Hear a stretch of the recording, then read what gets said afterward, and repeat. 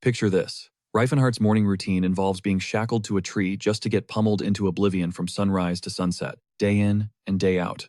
This ain't the power-up montage your typical deadweight MC asks for. He'd even try to bolt, but his sensei would just drag him back every time. This unhinged mentor was dead set that this brutal regimen was the only way to forge a fighter in his own image. So how did Reifenhardt end up chained to a madman who only communicates through pain? In progress, we gotta slam the rewind button all the way back to a world drowning in pure hatred for monsters. You see, Reifenhardt used to be a mage of legend, painted by society as evil incarnate, the supreme leader of terrifying legions. Or, at least, that was the spin humanity put on it. The real tea. He was one of the kindest souls to ever live, a staunch defender of the idea that monsters had a right to exist. From his perspective, humans were the true abominations, a race that shackled and exploited every other species for their own greedy goals.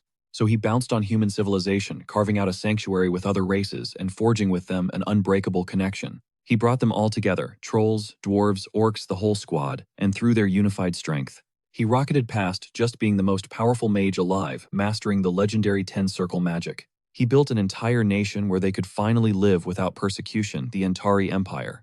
But humanity couldn't stomach seeing these so-called monsters flourish and claim their own land.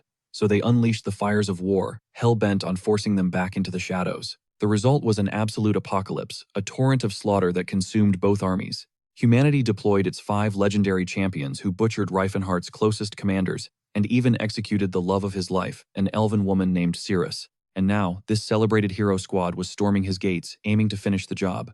But Reifenhardt was already broken. Having everyone he cherished torn from his life, he finally snapped, unleashing the full power of the Demon King they always accused him of being. In one devastating assault, he annihilated 4 of humanity's finest. The only one left standing between him and total vengeance was the martial king Tesron. Tesron was a titan sculpted like a deity from ancient lore. This absolute beast wielded such immense force that a single blow turned every bone in Reifenhardt's skull to dust. Reifenhardt realized in an instant he couldn't take this gigachad head-on, so he pulled his ultimate trump card, Regression magic. He funneled his entire 10-circle arsenal into an attempt to rewind time, swearing he would take back everything that was stolen from him. But Tesron crashed the party at the final moment, sending the entire spell spiraling into chaos. Miraculously, Reifenhardt's magic still fired off. He rocketed back in time, but not into the slender, nerdy mage's body he once had. He awoke inside the shredded, powerful physique of Tesron himself. At the same time, Tesron got yeeted back into the past, now stuck in the fragile frame of a young Reifenhardt.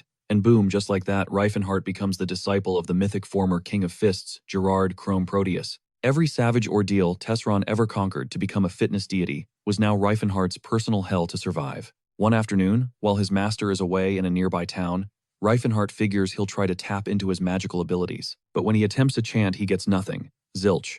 Nada. He can't summon a single flicker of light, forcing him to wonder if his mage life is just over. That's when he senses it, a non-human presence. A young, green-skinned boy materializes from the darkness, looking on edge and warning him to look away if he wants to live. Reifenhardt gets a good look at the kid. He looks like an orc, maybe 3 or 4 years old, likely a runaway from a gladiatorial pit. The small fry digs in, threatening that if Reifenhardt pretends he saw nothing, he'll be allowed to walk away. Listening to this kid's attempt at a deal, Reifenhardt recalls that orcs are an honorable race that abhors needless conflict. Even with the tension thick in the air, he shifts into the refined language of grace calmly, asking if he's being hunted. The young orc is completely floored. He confesses that he is. Our red-haired hero offers his aid, urging the kid to have faith in him. The orc, hearing his own language spoken with such perfection, immediately feels a connection, picking up on the sincere kindness of this stranger. But he's still reluctant, cautioning that any attempt to help will just get this human murdered.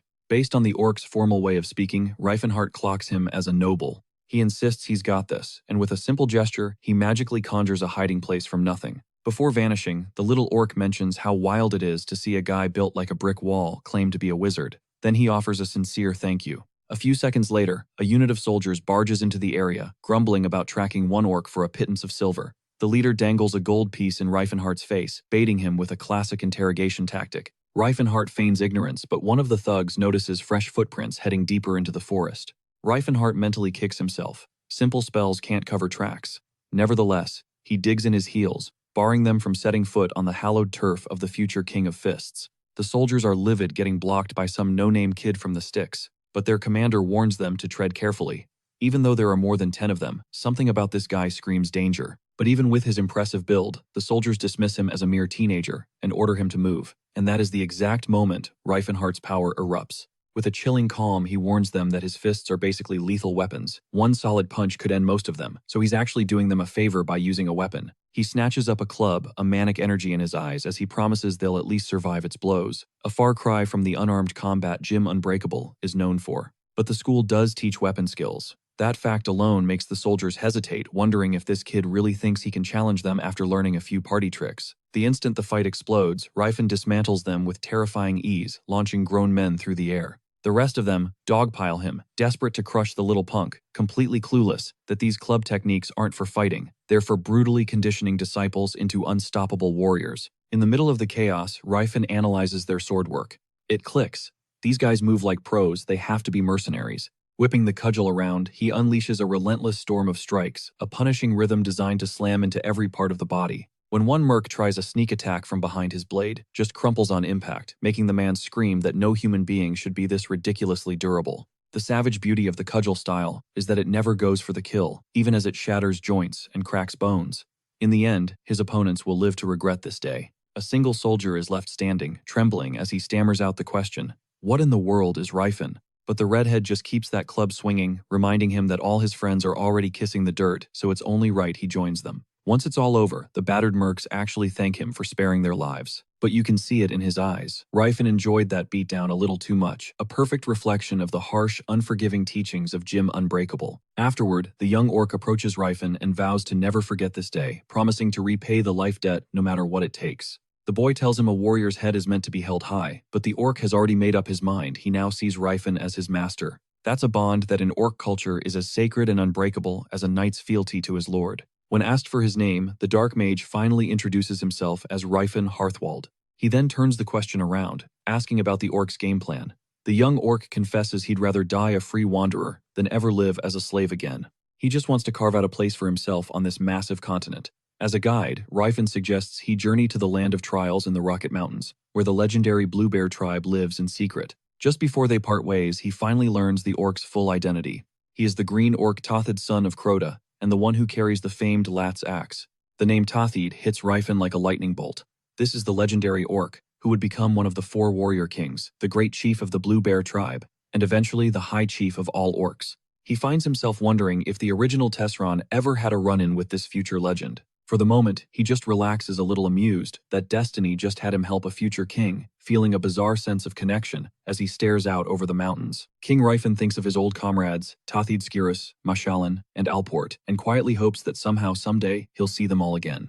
6 months after that fateful meeting with Tothid, Grandpa Fist unleashes a focused energy blast at Reifen, only to watch in shock as the Demon Lord casually blocks it with the spiral guard technique. The old man just roars with laughter, totally impressed, recalling when the boy first arrived, insisting his real name was Reifen Harth. Back then, he was convinced all the beatdowns had knocked a few screws loose in the kid's head. At that moment, Reifen was totally confused why the old geezer was digging up a memory from 6 years ago. It suddenly dawned on Gerard that a full 10 years had already flown by since their training first started. Reifen has become a monster, but the old man still grumbles that he's only 190 centimeters a short stack by the epic standards of Jim Unbreakable. He goes on a rant about how the first 3 kings, Valkenschut, Calbrain, and Rostel, were all giants over 2 meters tall, then pointedly asks if Reifen has been slacking on his breathing techniques. Thinking back, Reifen remembers that in his past life he was a colossal 2.4 meters tall.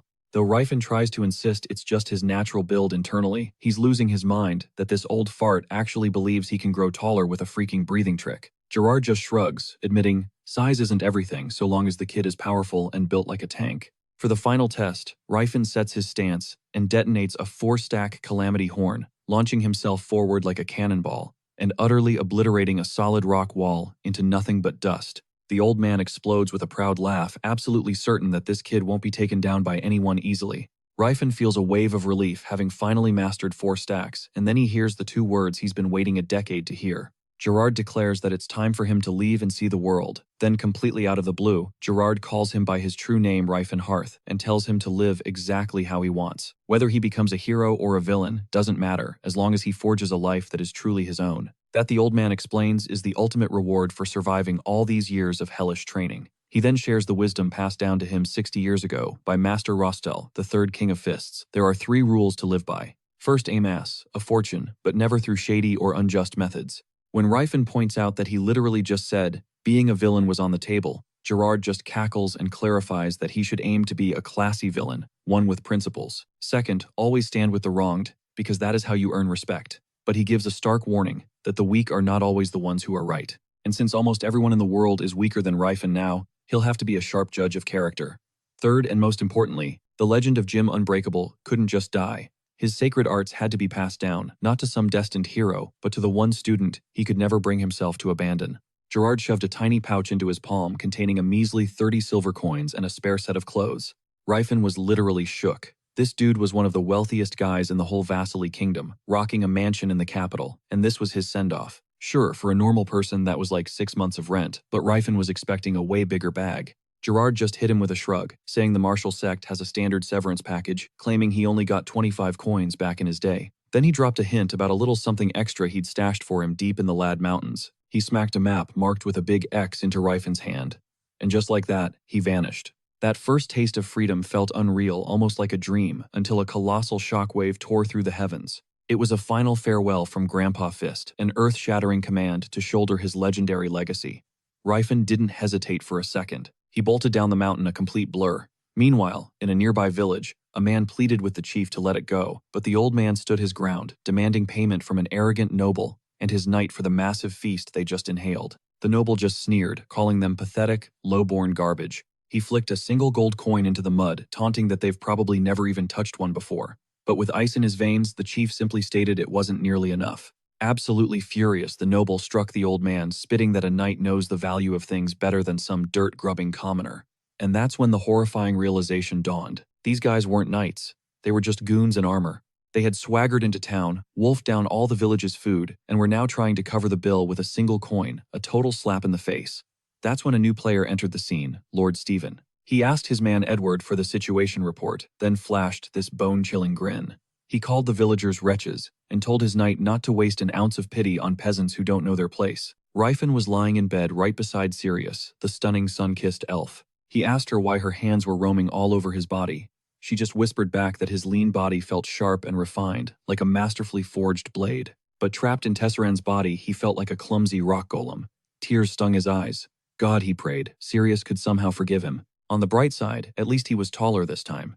He calculated that Cirrus had to be around 70 years old while he was stuck in the body of a 17-year-old kid. He'd managed to reach Chrome City in the southern Vasily kingdom, but a single terrifying fact was seared into his brain. Next year, she was going to be sold at a slave auction in the Chetan kingdom. His entire soul screamed at him to just burn the whole system to the ground and save her. But that would completely derail his mission to get his magic back.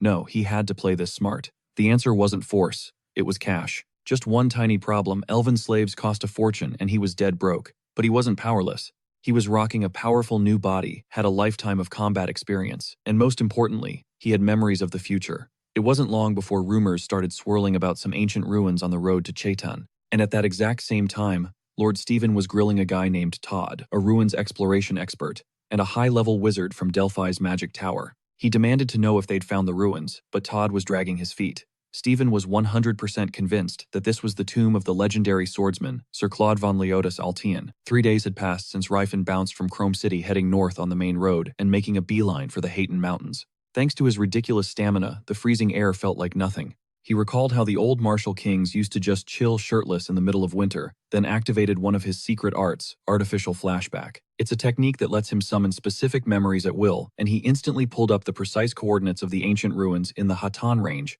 from his previous life. He actually knew Mage Todd from his time at Delphi's magic tower, the very same dude who explored those ruins with the Altian family. But Rifen had some insider info they were clueless about. He remembered discovering a secret stash of treasure that Todd's team missed, entirely artifacts he later flipped for over 2,000 gold. And now here he was, standing at the entrance to Cattle Village. The place looked exactly like he remembered. All the locals were huddled up, nervously whispering about how only a complete idiot would go anywhere near the Valley of Death. They were freaking out because some nobles were forcing them to provide a guide, and refusing was basically a death sentence. With the chief sick, a dude named Ted, who knew the mountains like the back of his hand, was forced to volunteer. The second, his wife and kids burst into tears. He knew he'd made a huge mistake, but the other villagers basically threw him to the wolves. And right at that rock-bottom moment, Rifen's face popped up at the window like a total psycho, flashing a massive grin. and cheerfully offering to be their guide instead. He played it off like he was just some random traveler who happened to overhear their conversation. Even he had to admit the whole thing was super sus. I mean, who just strolls onto someone's property like that? But when they called him out, he declared with total confidence that he knew the place because he'd been in there before. They tried to talk him out of it, hammering home the point that anyone who goes into the Valley of Death never returns. But he just waved it off, doubling down that he's been there, thinking to himself that these guys had no clue how lucky they were, because the Valley of Death wasn't a valley, it was a dungeon. It was a forgotten relic from the ancient Silver Age. Legend says that 50 years ago, the great Claude of House Altian awakened his aura at the ripe old age of 45. He set off on countless adventures, and the stories of his heroic deeds became legendary across the Vasily Kingdom. But all that fame went straight to his head. He grew arrogant, overestimated his own strength, and foolishly charged into that valley with only a single servant by his side. He was never heard from again, and his demon sword Altion, a priceless family heirloom passed down for generations, vanished right there with him. Even 5 decades later, treasure hunters are still desperately searching for that legendary blade, which could only mean one thing: Stephen von Lepanto Altion had to be Claude's grandson. Meanwhile, Reltia was just laying on the compliments thick, telling him he carried himself with the grace of a true knight, even without a horse. Our buff dude glances over and sees the Slayer elf vibing with Stefan, but his gaze drifts past her to Silen, the party's baby-faced priest. He's internally side-eyeing him, wondering if the kid can even cast a basic holy spell. But honestly, he's still shook that Ceylon with that angelic face is actually a dude. He's trying to find an opening to talk to Todd, but the wizard is completely wrapped up in a conversation with Silen, leaving Rifen no room to interrupt. And there's this weird sense of déjà vu. It's just like how Todd used to talk to him back in his wizard days. But something about it feels wrong. A weird thought hits him. Is Todd into Ceylon? Nah, he dismisses it. Todd's a good guy. Just then Edward snaps him out of it, giving him props for being their guide. Rifen just shrugs, playing it cool like it's no big deal. He gets why the villagers bailed. They were terrified, and honestly he can't blame them. But of course Edward has to chime in, puffing his chest out and boasting that with the kingdom's finest knights on the job, there's absolutely nothing to fear. Rifen barely holds back a gag. He's completely over it. All knights are the same smug pricks, and this whole chivalry thing just creates a bunch of self-obsessed narcissists. Suddenly, a blood-curdling shriek rips through the air. Strange creatures explode from the trees, launching a surprise attack. As they swarm, Relcha screams, calling them filthy beasts for daring to assault the chosen of Sayre. Without missing a beat, Stefan barks out the order for his knights to form a line and drive them back. Todd ignites the battlefield with a massive fire chain, sowing absolute chaos, while Ceylon empowers the soldiers with a holy blessing, stealing their resolve. Even in the chaos, Stefan's skill is undeniable. His swordplay is way cleaner than Rifen anticipated. But from a true fighter's perspective, from the Iron Fist himself, his form is full of openings, sloppy, figures that old man Gerard would be proud of this guy. Then Rifen spots something else, a mob of orcs running for their lives, hunted by these same creatures. He intercepts one of the monsters, and with a single explosive punch, completely demolishes it. The thing just disintegrates, and all he can think is, why does no one give a damn about the non-humans? But for now he's trapped here on the Jacquard Plains. He remembers this part from Todd's original story. This is the exact spot where Ted the Guide is fated to die, all under the glorious leadership of Lord Stefan Altion. And there's Stefan going absolutely berserk, just hacking away at monsters, with zero regard for anyone else's safety. Yeah, the original guide's death makes perfect sense now. This dude's recklessness is what gets people killed. No wonder the guide croaks on his watch.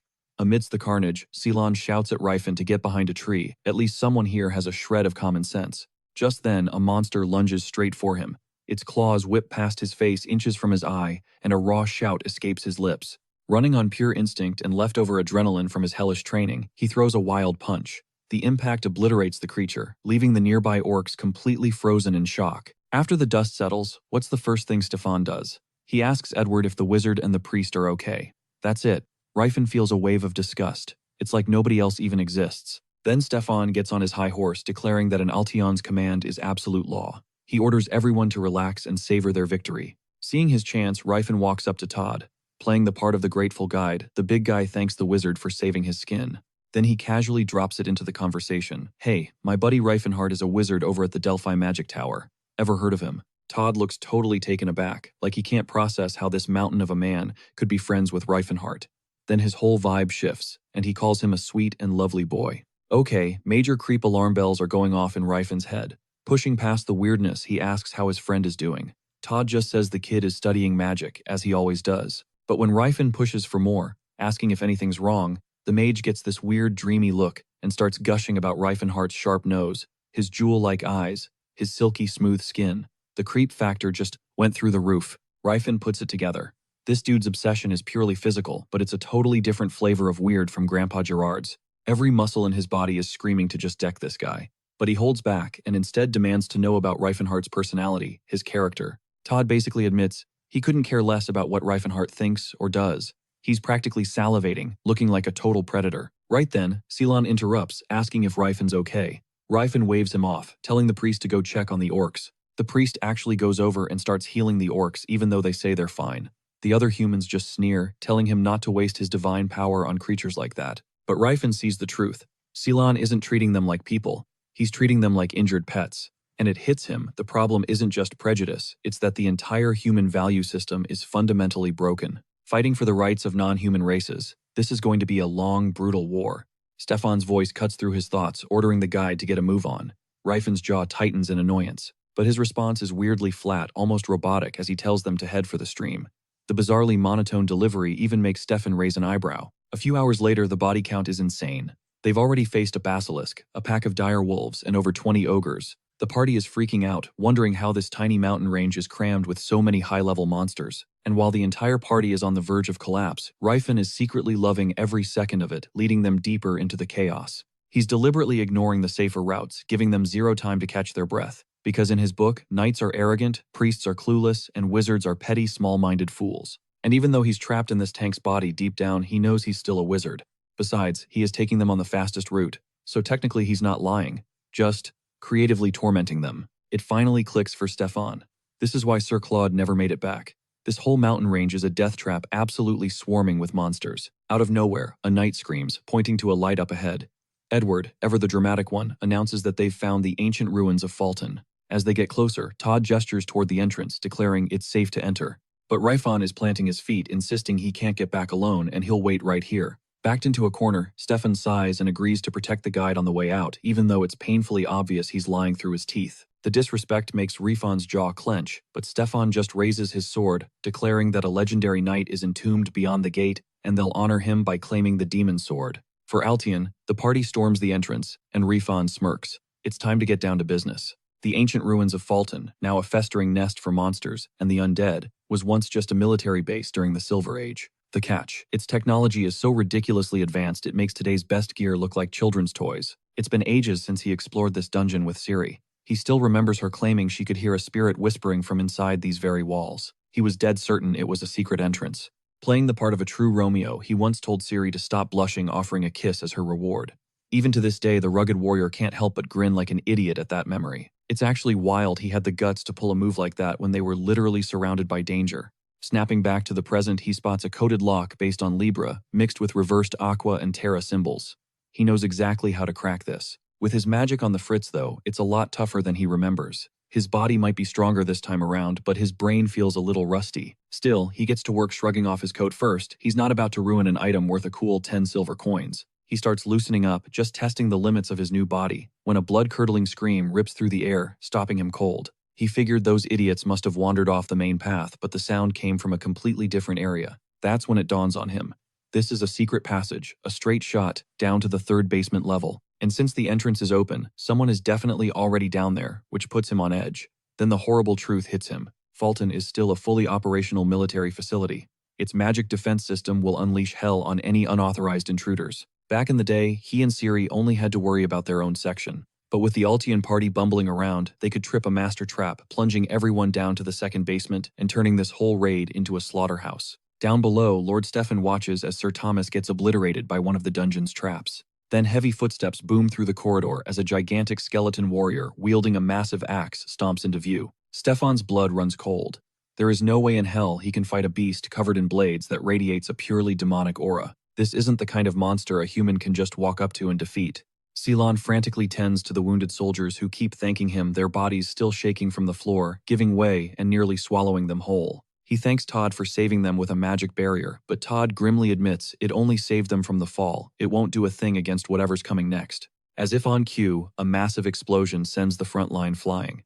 A horned demon general leads a charge with its army, causing the soldiers to break rank and flee in terror. Father Ceylon steps into the chaos, raising his glowing mace and channeling a torrent of holy power into his men. He blesses them with unbreakable courage. He found their cowardice pathetic, but now they're surging with raw power, their eyes glowing like they've been possessed. They roar in unison that they will show everyone the true power of the Knights of House Altion. Todd is completely stunned by the sheer amount of energy Ceylon is using to whip them into a battle frenzy, essentially turning them all into berserkers. At the same moment, Todd unleashes his own spell, yelling for them to reclaim what is theirs, as he telekinetically rips the demon's blade from its hand.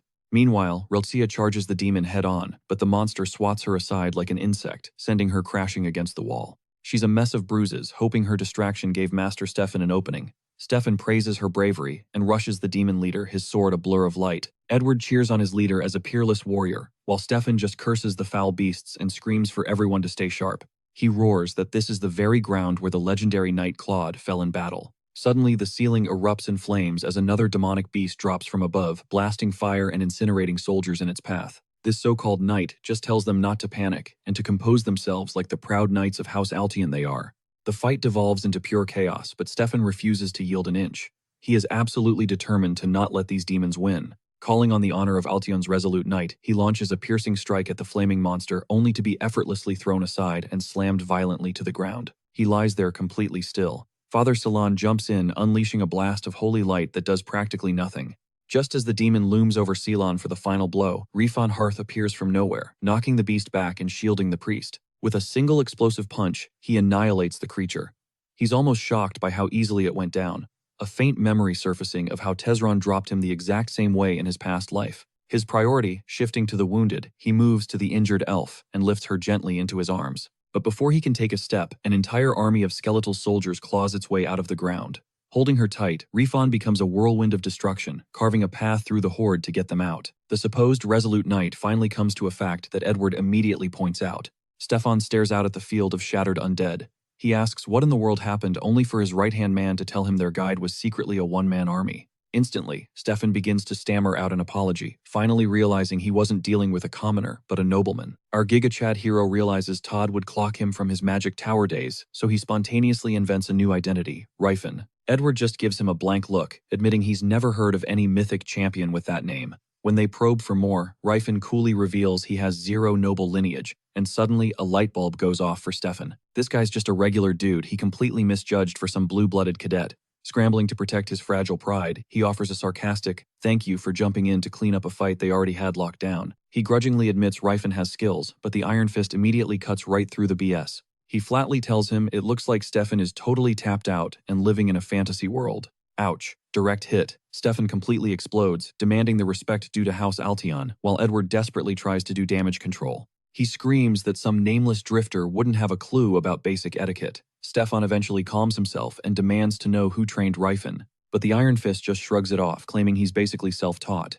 But his mind flashes back to Grandpa Fist, who taught him a technique so destructive it could shatter mountains. The kicker is his true master. Gerard is a living legend whose name echoes across the entire continent. Ryfan has to stay low-key, making sure that absolute monster never catches his scent. Stefan is just floored, unable to process how some guy with no formal training could be such a total beast. Ryfan tells him to drop the theatrics and see to the wounded. Edward is struck by the effortless air of command this man radiates. He's completely unaware of his own high-handed tone, speaking like a lord who's commanded armies his entire life.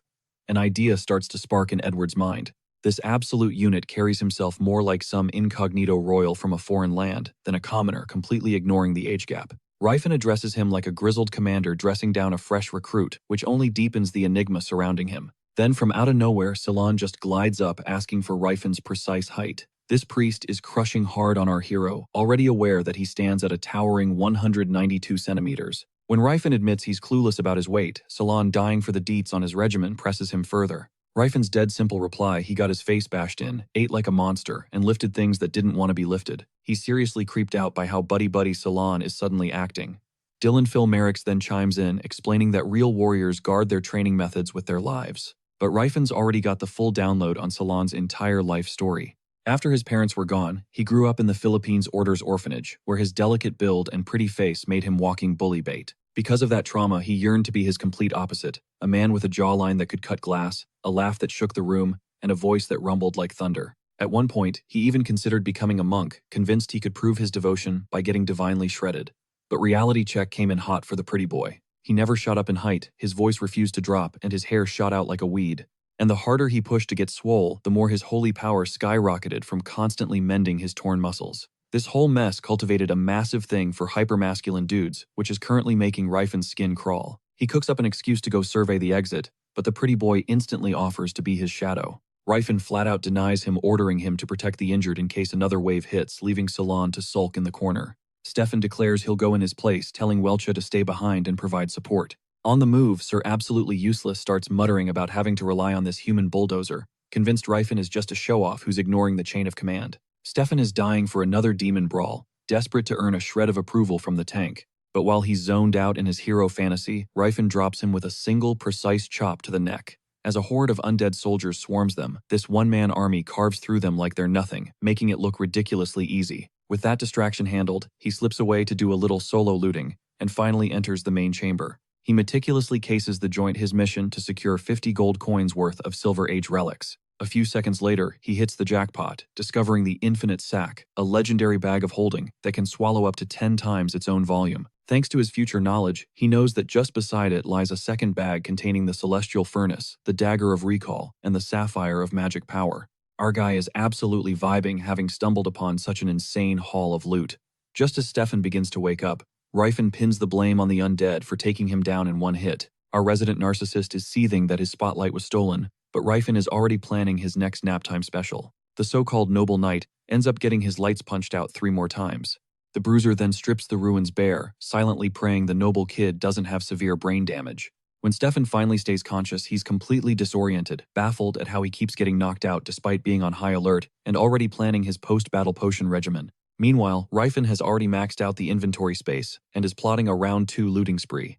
After making sure the coast was clear, they guide the remaining survivors from the dungeon. Along the way, Salon casts doubt on Rifan's story, noting how bizarre it is for a supposed commoner to wield such immense power. Rifan has a moment of self-awareness, realizing his natural tone just makes people think he's being condescending. He just never imagined his gruff demeanor would have the same effect on Edward, a 40-year-old man, as it does on Lord Ego. He remembers he's literally just 22 years old, so he decides to tone it down a notch, chalking up his abrasive style to not being used to social interaction. Stepping into the next chamber, the squad comes face to face with a demonic new horror, the Grell Beast. And this is one monster Rifan has zero memory of from his previous life. Stefan immediately pegs it as the area's guardian, but Rifan, our resident brawler, knows they're hopelessly outmatched at their current power level, and yells for them to fall back. And that's when their eyes lock onto it, the legendary demon sword Altion clutched tight in the beast's massive claws. Edward wisely suggests they bail and come back with backup, but the boneheaded knight completely loses it, refusing to let that legendary sword be defiled by some monster. He swears he is reclaiming that blade no matter the cost, even if it means walking straight into a guaranteed death.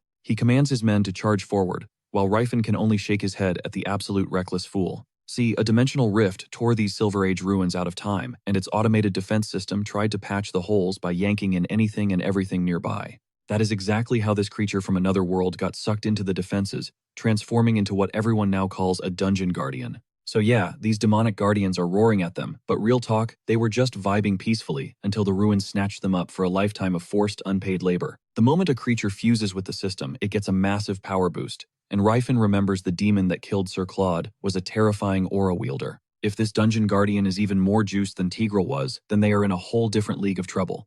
Still, Lord Ego just scoffs at the danger, telling his men not to sweat it, since the beast is chained to the wall. Rifan tries to warn these clowns that a head-on charge is suicide, but Edward fires back that a vagabond like him wouldn't understand honor, claiming some things are worth dying for. Rifan is just thinking, bro, these guys almost got wiped by a ghoul, and now they think they can take on this thing.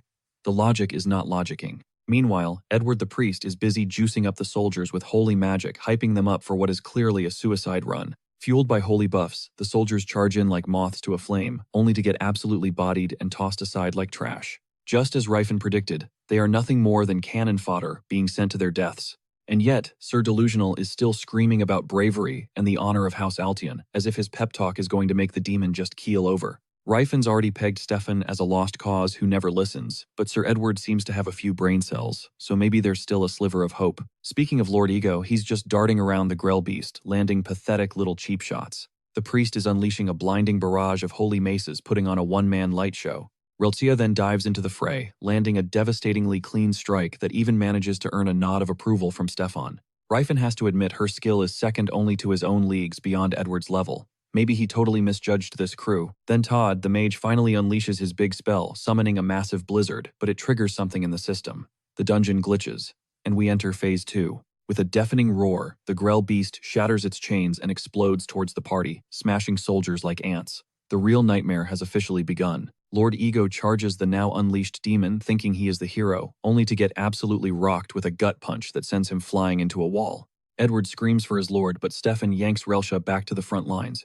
She is immediately swatted down just before the Grell beast unleashes a colossal fireball right at them. Then in a flash, Rifen is there. He dives in front of the priest, tanks the full force of the blast, and coolly apologizes for being late to the party. Now, he stares down the demon, a single thought racing through his mind. Are the martial skills in this body truly enough to take down a monster of this caliber? His past self, the calculating archmage, would have avoided a gamble with such terrible odds. But the fighter he has become, he feels a surge of excitement at the chance to test his limits. Facing an enemy this powerful for the first time, he feels like a true martial artist, and he thinks Gerard would actually be proud. He remembers his master's #1 lesson: when in doubt, let your fists do the talking.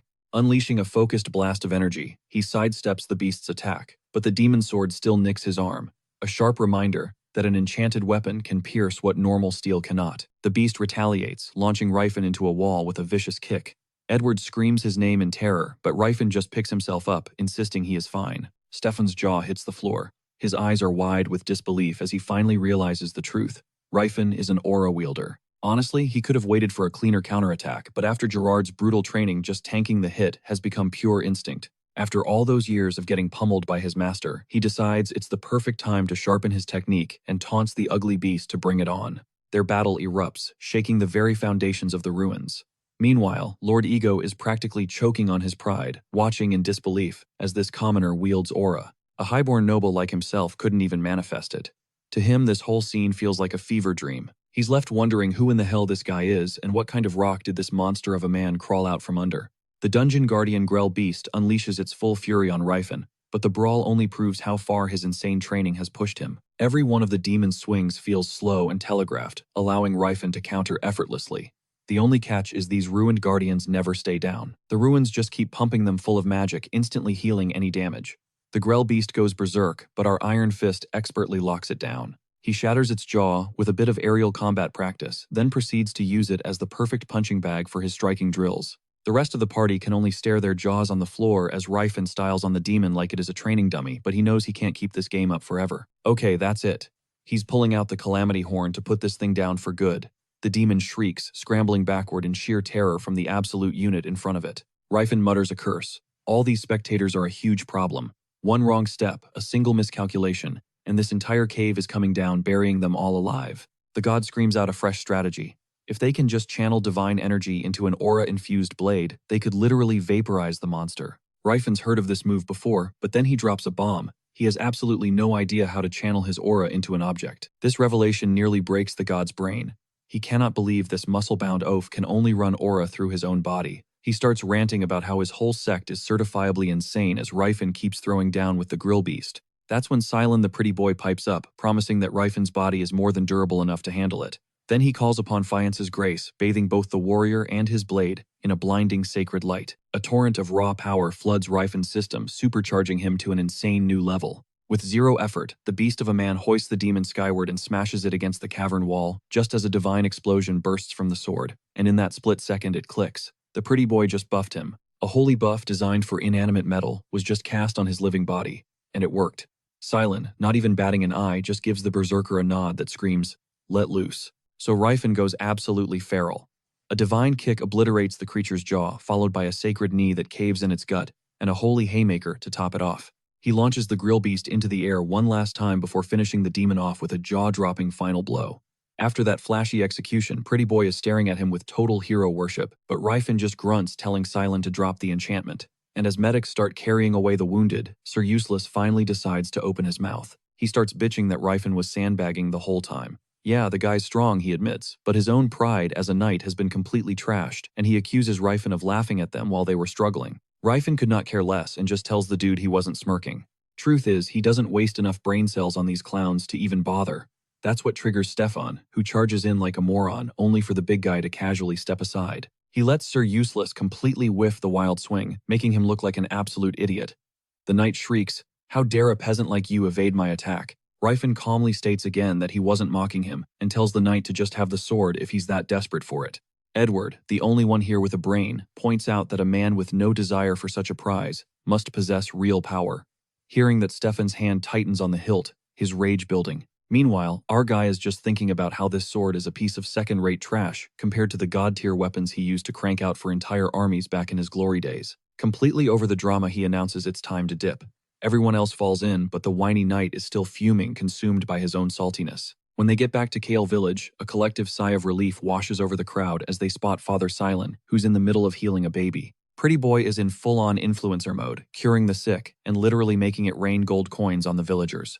The dude is a PR genius, single-handedly boosting the Holy Order's public image. Meanwhile, Lord Useless and his crew are off sulking in a corner. One of his lackeys suggests they should start digging up some dirt on Rifen, and Edward is 100% on board. Rifen's insane power level has Stefan totally shook, even if the clown would rather die than admit he's outmatched. Back to our main character, he's ready to bounce and find Cirrus, but he's completely confused why Pretty Boy is still following him around like a lost puppy. Silent explains he's decided to live as a traveling priest, spreading the good word of the goddess. His new mission is to help believers wherever he finds them, fully aware that priests like him usually die a horrible death on the road. He was meant to head back to the Holy Order, but he's chosen the life of a pilgrim instead. Then his whole vibe changes, getting kinda creepy as he asks if he can tag along with the most goated person he witnessed back in that dungeon. Rifen instantly clocks that intense look. It's the exact same weirdo stare Gerard and Todd used to give him. The big guy just sighs. It's official, he's a certified weirdo magnet. Still, Pretty Boy seems harmless, so a firm no should be enough. But then a light bulb goes off in Rifen's head. Silent is a cleric, a literal walking healbot. Suddenly, keeping him around seems like a genius move, especially if Cirrus gets hurt. But while our hero is hyped for the reunion, Pretty Boy is spamming him with questions about his workout routine. He's absolutely desperate for the secret to building his upper, middle, and lower abs. The only pro tip Rifen has is to get the crap beaten out of you constantly and haul giant rocks around for fun. He vaguely remembers some alchemist shilling a muscle-building potion called protein, but Silent immediately shuts that down, calling it total trash. Meanwhile, in a crazy Lux mansion, the heir to the Karen trade union, some dude named Lord Vinalot Barry, is throwing a massive tantrum about his new elf. He's screaming about how elves are supposed to be completely subservient to their owners. His butler is begging him to calm down, but Barry just keeps raging that this defective elf was a bargain bin slave and still wasn't worth the cash. From the bed, Cirrus gets to her feet and calmly says she was born like this, with the exact same eyes he hates so much. Vinalot shrieks at his butlers to go buy him a proper elf, no matter the cost, because he refuses to keep what he calls damaged goods. He orders them to ship her right back to the Chadden Principality's notorious elf slave market, Elfenheim.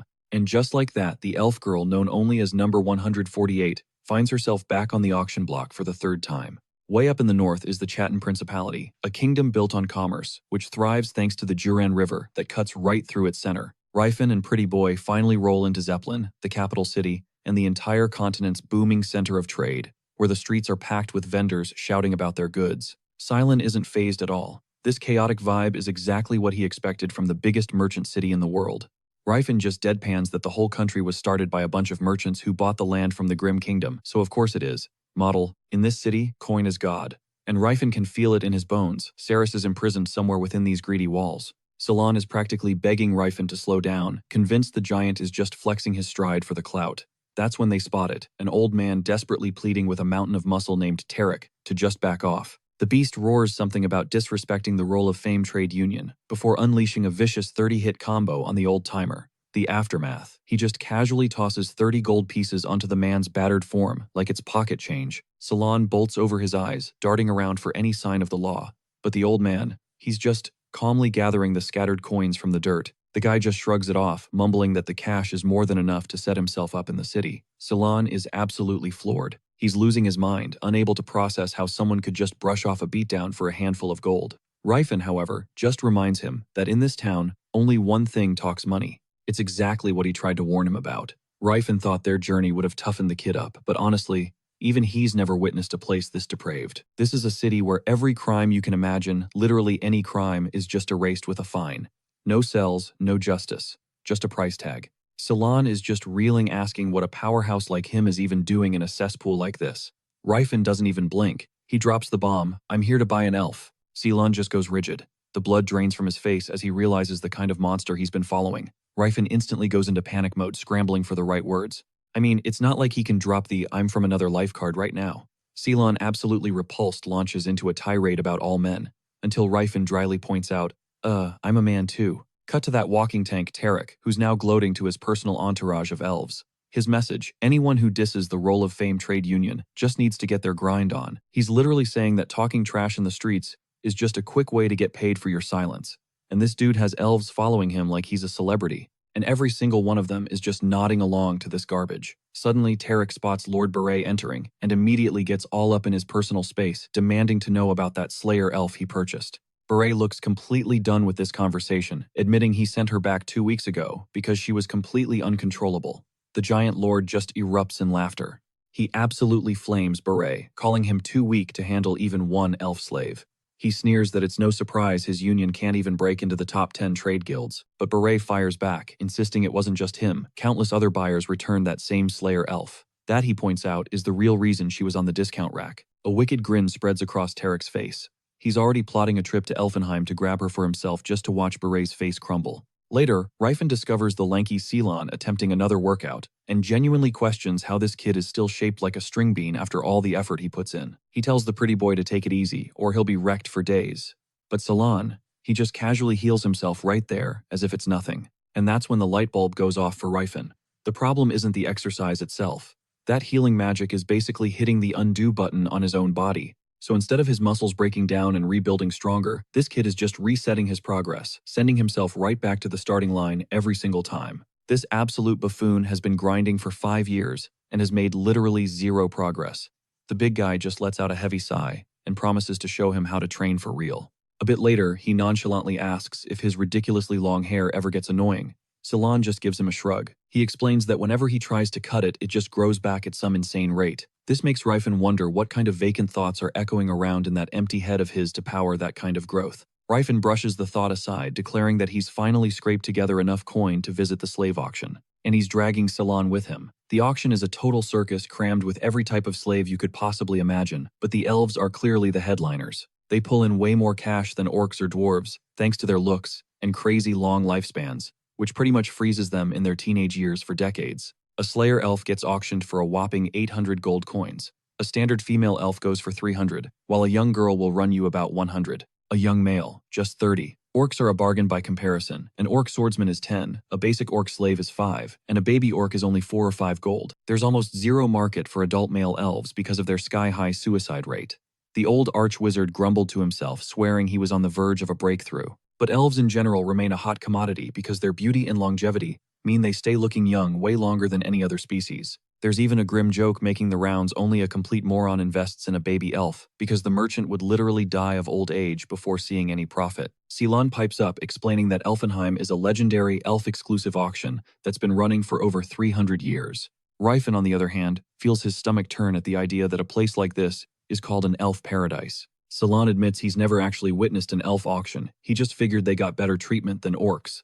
Rifen has to crush that illusion, reminding him they're still property. He challenges him. Are they actually happy? Ceylon tries to argue that maybe it's a better fate than starving to death in the wilderness. But Rifen knows that's just the lie humans tell themselves. He knows that fear only bends the knee to overwhelming power. And in his mind, the blueprints for a new kind of empire are already being drawn. But not a dark empire. No. He's envisioning a nation where all the other races can finally live without chains.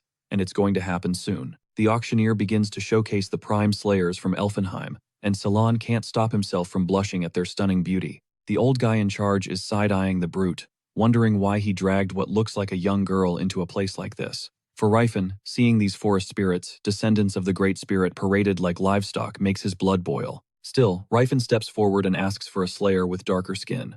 The merchant smirks, teasing him for his unique preference, before launching into a speech about their strict diets and intense training regimens. He's deep in his sleazy sales pitch when Rifen just cuts him dead. He demands to see the elf face to face. Now, finally, they bring him to number 148, a slayer in training who's barely more than a kid. And when he sees her, his world just breaks. It's his battle-weary Cirrus. The memory hits him like a freight train. A furious Cirrus screaming at Mage Reifenhard for combining a fire plant with a seed rock, mere seconds before the whole lab erupts in a massive explosion. The stunning elf shot back that he'd pulled the exact same stunt yesterday and blown the whole place sky high then too. Still, a tiny part of her couldn't deny he looked ridiculously cute, even for an old man. Wiping grime from his face, Rifen told her to drop the sir and just be casual, but she shot him down flat without a word of explanation. Meanwhile, outside was pure chaos. Flames engulfed everything as King Lepenharth stormed into the gallery, flanked by 4 of his elite warriors. Tothid stepped forward to offer his final respects while the king eyed Atilka Marshalan and Cirrus, demanding to know why they all looked like they were at a funeral. This was hardly his first time seeing someone on death's door. From every corner of the continent, humanity had amassed a colossal army of 2 million soldiers. They were throwing every last resource they had into one final desperate push to annihilate the Demon King, their most hated foe. He couldn't help but wonder how they'd even recover if the nations were truly willing to bankrupt themselves in a single war, all because they couldn't stomach another race's existence. Tothid pleaded with their lord to flee with them, but Lepenharth stood his ground, insisting he'd stay behind to give them a fighting chance to escape. He also turned to Alpoth, begging for forgiveness. Even with a divine promise, he'd still managed to lose everything. The dwarf corrected him, calling it an oracle, but Lepenharth just shrugged it off, saying it was basically the same thing. The prophecy was clear: keep an elf close, follow the orc who blazes the trail, and someone who has crossed the diamond abyss will emerge. This prophesied individual was destined to shatter the pillar of Hawcrawl, appearing to rewrite his destiny and deliver salvation. Back in the day, the arch-wizard was completely floored when the dwarves started hailing him as their savior, just for accidentally blasting half their sanctuary to smithereens. Honestly, even now he didn't totally get it. With Alpoth's blessing, Michelin voiced his hope that their paths would cross again someday. Lepenharth echoed that wish. In that moment, Rifen prayed that Atilka and Tothid would make it out alive, and ordered Cirrus to go with them. But she refused, vowing to wait for him. He urged her to find a good man if he didn't come back. Yet she remained unwavering, her loyalty melting the old archwizard's heart enough for one last tight embrace. Back in the present, the slave trader looked almost ashamed to show her off, branding her as defective goods, with 0 training already returned 3 times. She was skilled, he admitted, but had a garbage personality, officially labeled an inferior, and used as a live training dummy for other elves to practice on. Despite all that, the auctioneer asked if this hulking brute was interested, and seeing his bizarre taste, he hiked the price up to 300 gold coins. The pretty boy questioned why she was so cheap, but the old man just doubled down, insisting she was nothing more than a reject. When Cirrus was finally brought before her new owner, Rifen could only stare at her scars and imagine the hell she must have endured. The seller offered to summon a priest, but Rifen waved him off and told Silent to handle the healing. Rifen draped his own coat over Cyrus's shoulders, muttering that it was cold. Then he gently asked if it was okay to call her Cirrus. She gave a stiff nod, so he softened the moment by bestowing upon her the full name, Sirius Valencia. She immediately protested, arguing a slave has no need for a surname. She asked if it was his name, but he clarified that it was hers to own from this day forward, not a loan from him. He formally introduced himself as Rifenharth, and gestured to the pretty-faced priest, Silen, a follower of philanthropy. A short while later, the seller was drenched in a cold sweat as an enraged customer burst in, demanding to know why number 148 was sold just an hour ago. Tariq was convinced Burr had sniffed out his plan to get her back. The seller stammered that the buyer was some unfamiliar kid who paid in straight cash. A massive thug beside him scoffed, finding it hard to believe anyone would carry that kind of money just for a slave. The old man added that he'd even managed to sell the so-called inferior product for a premium price. When they pressed him for details, he described the buyer as a beefy guy who should be super easy to spot in a crowd.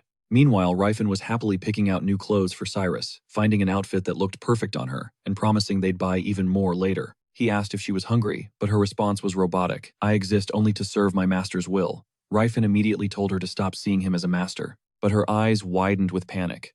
Does that mean you are returning me? Cirrus just couldn't process this man who covered her with his coat. He was dressing her in expensive clothes and treating her like a normal person. Rifen tried again, telling Cirrus it would be better if she thought of him as a traveling companion. He insisted she shouldn't see him as a master, but just call him by his name. In her mind, this had to be some kind of twisted roleplay. Figuring he was some creepy adventurer playing hero with his new sword slave, she settled on calling him Sir Rifenharth, absolutely certain that all humans were secretly the same. Later, as Cirrus devoured her meal like a starved animal, a rugged-looking man mentioned that Ridanti's Grace was the most renowned restaurant in all of Zeppelin. He explained that since the goddess Ridanti was the deity of the earth and harvest, serving a meal here was considered an act of worship. The pretty-faced priest scoffed that if it was really worship, the food ought to be free. Rifen shot back that Phylan's religion made a killing off of beauty, so he had no room to talk. Father Silen had to admit that was facts. Phylan was the goddess of beauty and love, and her priests charged a fortune for their services, so he dropped the subject. All the while, the big guy just grinned, mesmerized as he watched Cirrus absolutely demolish her food like a wild beast. You can tell she's totally weirded out by the whole thing. He can't help but wonder if she despises this place now, considering this is the exact spot he took her to celebrate the anniversary of when they first met. The first time they were here, he was her savior. Now he's just the man who bought her. The vibe is completely different, like night and day. He questions whether fate pushed them together far too soon. Even so, he clings to the slim hope that someday she'll finally believe him, and for now, he has to be okay with that. Later, at a weapon shop, Cirrus immediately snags a rapier. Rifen points out that she typically wields a scimitar. This earns him a death glare from Cirrus, who's silently screaming, "How the hell does he know that?" The pretty boy priest jumps in bragging that any real warrior can tell just by looking at someone's hands. Meanwhile, Salon can't believe he's actually holding a mithril weapon. He's craved one for ages, but Rifen completely shuts him down, stating that priests have no use for blades. Before their argument can escalate, a crew of sketchy-looking men rolls up on Rifen, and they clearly mean business. When Rifen presses them, their leader reveals that a certain noble wants to acquire the elf, even offering a bill of exchange to trade her for a proper slayer. But our rugged hero flatly denies them, bluntly repeating that he's not interested. The shady crew just chalks it up to him being too attached to his new property and takes off. Dylan is just left standing there thinking they were a bunch of weirdos. Cut to a lavish mansion where Tarek is absolutely seething at Romad for returning with nothing to show for his efforts. He rants that Romad should have at least roughed the guy up and tossed him some cash. But Ramad explains that the naive kid stubbornly refused every offer, and with too many witnesses around it, was the wrong move to do anything that went against public decency. He swears he'll bide his time, find the perfect moment to snatch the Slayer, fake her death, and then circle back to offer double the price. He figures it'll still be a steal since she was sold for practically nothing.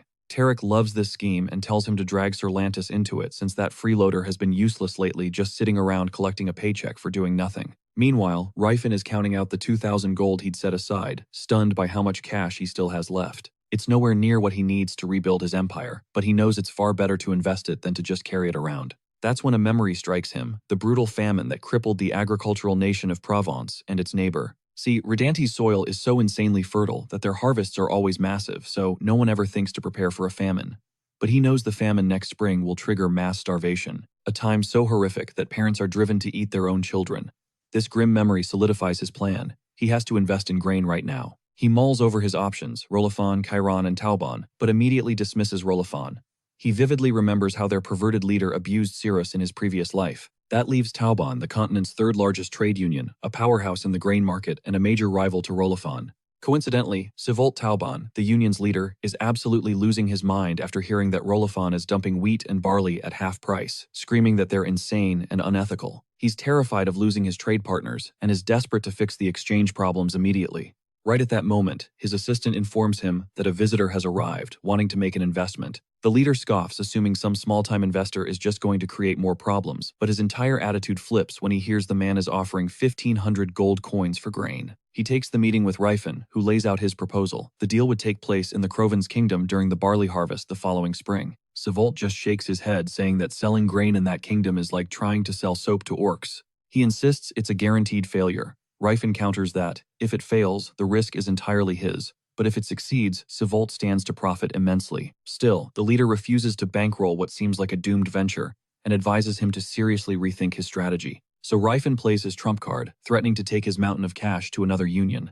The trader instantly folds. Though he's still grumbling about how his union is barely hanging on, he says he just wants to survive these hard times to prosper later, once again pleading with Rifen to choose a less risky investment. But Rifen already knows this mule is just as headstrong as he was in his past life. So, of course, Rifen puts his foot down, declaring that it's his money and his final decision. He's ready to sign the contract, but first he gives Sivolt a stone-cold warning not to even think about skimming a single coin for his own pockets.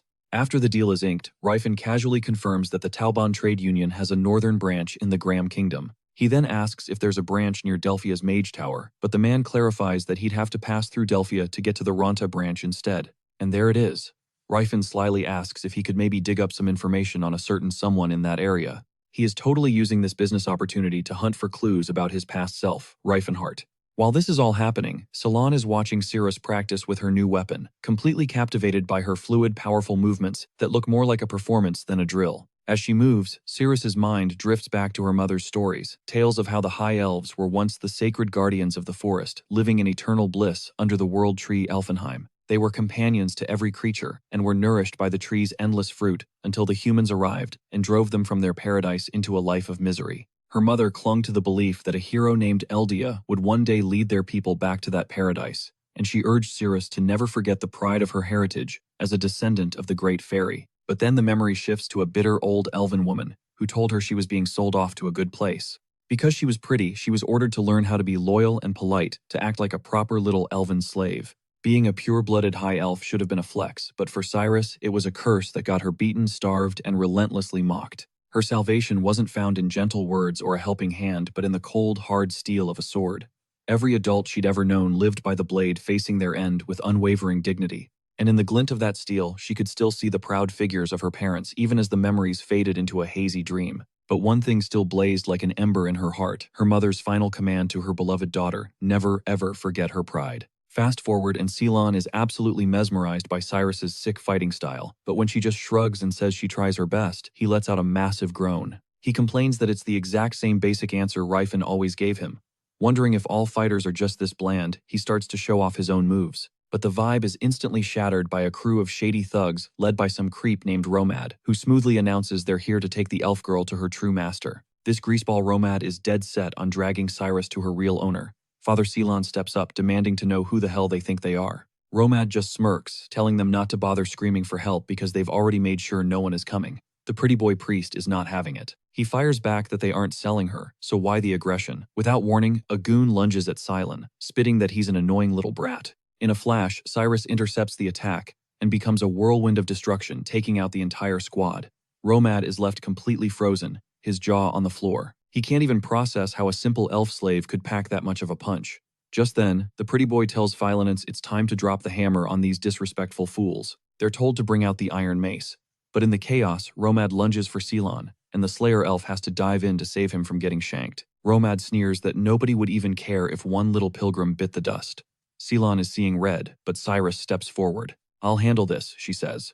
Romad then calls in the big guns, Talcata, the orc enforcer, telling him it's time to earn his keep. The massive orc actually apologizes to Cirrus. He rumbles that it's nothing personal, just her fate, so she should probably just accept it. Talcata even admits her skills are on a whole other level compared to the humans he fights, and he usually just flattens them. Romad, the slimeball, shouts at him not to bruise the merchandise, so the huge orc tries to just grab her instead. Cirrus is forced to weave and bob between his colossal swings, seriously regretting that she left her scimitar back in her room. Romad is absolutely losing it, screaming about how the orc can't even catch one girl, while Talcata just grumbles that this probably means he's not getting dinner. Frustrated, he charges in again. Only this time, Cirrus stands her ground, meeting him head-on and throwing him completely off balance. The sudden stop makes the orc panic, thinking he might actually hurt her. That split second of hesitation gives her the perfect window to strike. Talcata is horrified, realizing he almost squashed her. He had no clue Cirrus was trusting his expert control the entire time. That's when Father Ceylon yells out, asking if the Slayer elf is good at dodging flying daggers. She remembers pulling it off once before, so he takes her at her word and starts prepping some serious magic. Romad is beyond pissed. He furiously chucks a blade straight at Ceylon. Cirrus bats it out of the air, buying the priest just enough time to finish his prayer, and then enthusiastically lay the holy smackdown on that creep. A massive explosion erupts, and Ceylon starts running while rambling that his divine power is really only effective against demons and the undead. But hey, at least it created a diversion for them to escape. Cirrus isn't even listening. She just scoops him up like a sack of potatoes. She then leaps straight through a window. The shady freak orders Talcata to give chase, but that's when Sir Lantis finally takes notice of the clown show below. The guy is still failing to capture one elf girl. He can't believe Romad managed to fumble the bag so hard even with a freaking orc as backup. He's genuinely amused watching a so-called elf slayer hold her own against a veteran orc. The old man decides it's time he stepped in. With a single jump, he soars into the air. Romad is stunned by the impossible height and realizes this guy is an aura user. The geezer looks like he's ready to have some fun. He announces that he's turning this little chase into a game of hide and seek. Elsewhere, Father Ceylon is desperate to run back and grab their equipment. Cirrus points out the obvious, that the thugs will be camping their room. Ceylon argues that they have a better chance against one or two goons than escaping with just a single dagger between them. Of course, to the Slayer elf, he just sounds like some clueless kid talking a big game. As if on cue, a thug pokes his head in, only to have his face rearranged by a brutal kick from Cirrus.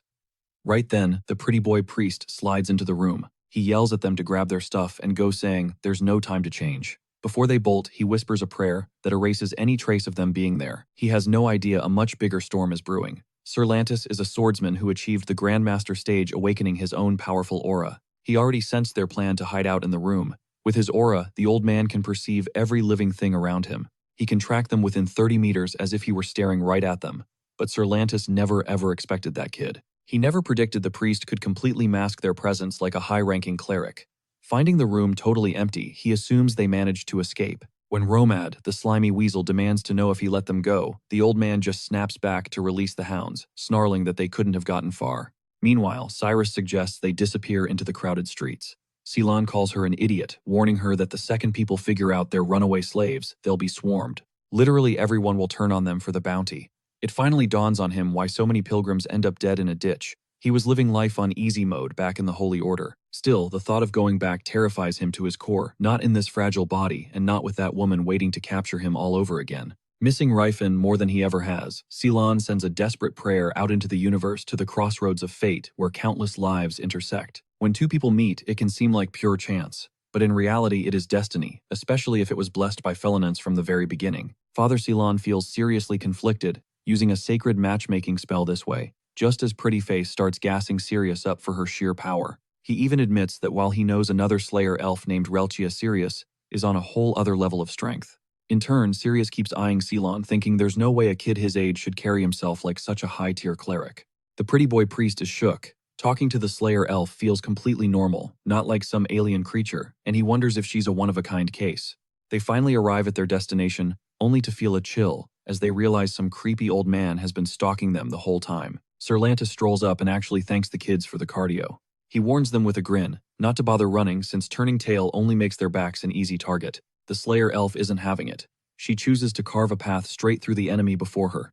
She explodes forward, and the old man instantly recognizes she is no amateur. This girl has poured blood, sweat, and tears into mastering her blade, something unheard of for a slave. But the moment they clash, Sirius is rattled to her core. This isn't some street tough, she's fighting a swordsman of a knight's caliber. Ceylon's mind races, wondering why someone this powerful is mixed up in such a dirty business. He scrambles to chant a prayer, flooding the Slayer elf's weapon with holy power, granting her the strength of a giant, the eyes of a hawk, and the force of a bull to obliterate her foe. Sir Lantis, however, is now the one left stunned watching this kid cast high-level spells like a seasoned bishop. Ceylon roars that he was a major figure back in the southern region of the Vasily Kingdom. He screams for the Slayer to demolish this old creep. Lantis is shocked. With a cleric now supporting her, Sirius has become an entirely different beast. Just as Sirius lunges for the final blow, her sword shatters into a dozen pieces, leaving her completely stunned. The old man lets out a dark chuckle, realizing her fighting spirit only existed because he was letting her play. Father Cylan's face drains of all color, as he finally senses the overwhelming presence. Lantis is an aura user. The priest never in his wildest dreams imagined someone of that rank would waste their energy hunting a single elf slave. It's like calling in a dragon just to light a candle. The shady mastermind appears just as Lantis has them cornered, and that's when the horrifying truth finally dawns on Father Ceylon. He chokes out the name Lantos von Kalpenard, the infamous knight of the Taken Kingdom. The old man is floored that this kid actually knows who he is. A true noble, Lantos awakened his aura in his late 30s and completely shook the kingdom with his insane martial talent. They celebrated the rise of a new aura master, but behind that legendary fame was a filthy, dark secret. An unspeakable, depraved fetish for elf slaves that spiraled so far out of control, it stained the reputation of the royal city and all its nobility. Once celebrated as a hero, Sir Lantis is now remembered as the single greatest disgrace in Taken's history. Ceylon explodes, screaming that the old monster has been hiding out in the Principality of Chatan this whole time. He furiously rants that people would whisper that if a woman dared to walk alone at night, Lantis would come for her. Sirius can't process it. How could an aura user sink to such a disgusting level? Lantis just waves it off, claiming he's just trying to collect a paycheck. He freely admits to slaughtering countless people back in the Taken Kingdom, before he skipped town, now whining that he hasn't gotten to play a good game of tag in years. Romad argues that Lantis's psycho reputation is irrelevant, compared to the massive advantage of having an aura user on their team. From Ralphane's point of view, it's a flawless system. The Wicked Knight handles all the dirty work, he gets to live free and clear, and he even cashes in on it. With an aura user as their ace in the hole, the Roll of Fame trade union has skyrocketed in the last 10 years to become the second largest corporation in the entire Principality of Chatan. Now he moves to silence the pretty boy, fully aware of the danger a high-ranking cleric's testimony could bring. He strikes at Ceylon while Romad snaps at him not to damage the elf or their client. Tarek will be furious. The old man just shrugs, saying they can always just kidnap a cleric to heal her up later. He then decides he'll take the good-looking boy with them too. Romad mutters that the fetish-obsessed geezer is beyond creepy as Ceylon yells that he's a man. Lantis just smirks, calling it a novel experience and promising he'll take very, very good care of the little guy. Our pretty-faced priest absolutely loses it, screaming at Romad not to put a single hand on him. To everyone's utter shock, Silan with his tendons severed struggles back to his feet, like the world's most beautiful and fragile zombie. The creep just growls that they'll have to chop off all his limbs to stop him, but before he can even twitch, a massive explosion blows the entire place to smithereens. A voice filled with pure rage roars through the settling smoke. It's Rife and Heath damning them for ever daring to lay a finger on Cirrus. Rifen's sudden arrival brings the entire scene to a dead stop. Even Sir Lantis is taking him in, realizing this absolute unit of a man is no common youth. The old man feels a suffocating aura pouring off him. When asked who this is Romad, the shady creep just scoffs that he's the random kid who bought the elf slave. Lantis is in total disbelief. His instincts are screaming at him that this man is danger incarnate, yet this idiot is still calling Rifen a random kid. If he, an aura user, can't even get a read on this guy's power, then Rifen Heath must be one as well. He completely ignores the insane tension, simply turning to Father Seelan and thanking him for protecting Cirrus. The old creep studies Rifen's rugged face, guessing he has to be in his late 30s. He concedes that it's been a long time since he's faced an opponent this powerful. Rifen fires right back, telling the perverted old fossil to quit acting like some noble knight when he's nothing more than human garbage.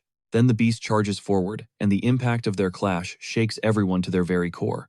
Iron Fist follows up, unleashing a devastating storm of punches. The battlefield descends into absolute chaos as Romad, the shady operator, completely loses it and starts screaming at his men. He's yelling that they're all going to get wrecked if they're caught in the crossfire. While Rifen keeps the old creep occupied, Cirrus slides over to the healer asking on the down low if her master is legit an aura user. Salen just heaves a sigh, basically saying he literally already told her that.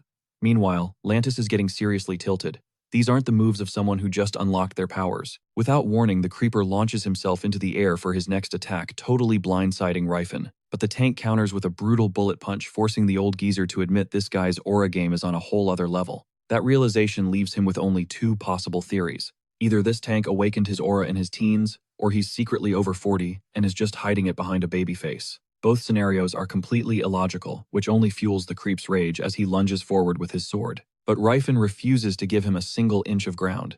He's seething, wondering what makes this depraved knight so damn powerful. The guy handles a sword with terrifying precision, especially after putting his filthy hands all over Cirrus. Rifen is 100% committed to putting this pervert in the dirt. He brushes off some smug line about martial arts building character. The fight's intensity skyrockets, and Lantis almost chokes when Rifen blocks his sword with a bare arm. Genuinely stunned, the creep asks if he's a student of the martial king Gerard. Rifen doesn't even grace him with a response. Lantis then switches gears, demanding to know why a powerhouse like him cares so much about a measly slave. And that's the trigger. Hearing Cirrus get called a slave makes Rifen's temper detonate. He roars that slaves have feelings and a will to live. He demands to know if the geezer has ever actually bothered to speak to one, or to question why they're in chains to begin with. Their battle rages on, with the creep totally baffled by what he considers utter nonsense.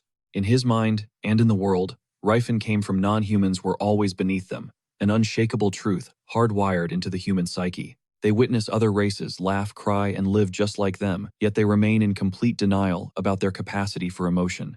The big guy hammers the point home that other races feel joy and pain just like humans, so how dare they be treated as less and shackled like animals? The creep spits back that it's just the natural order.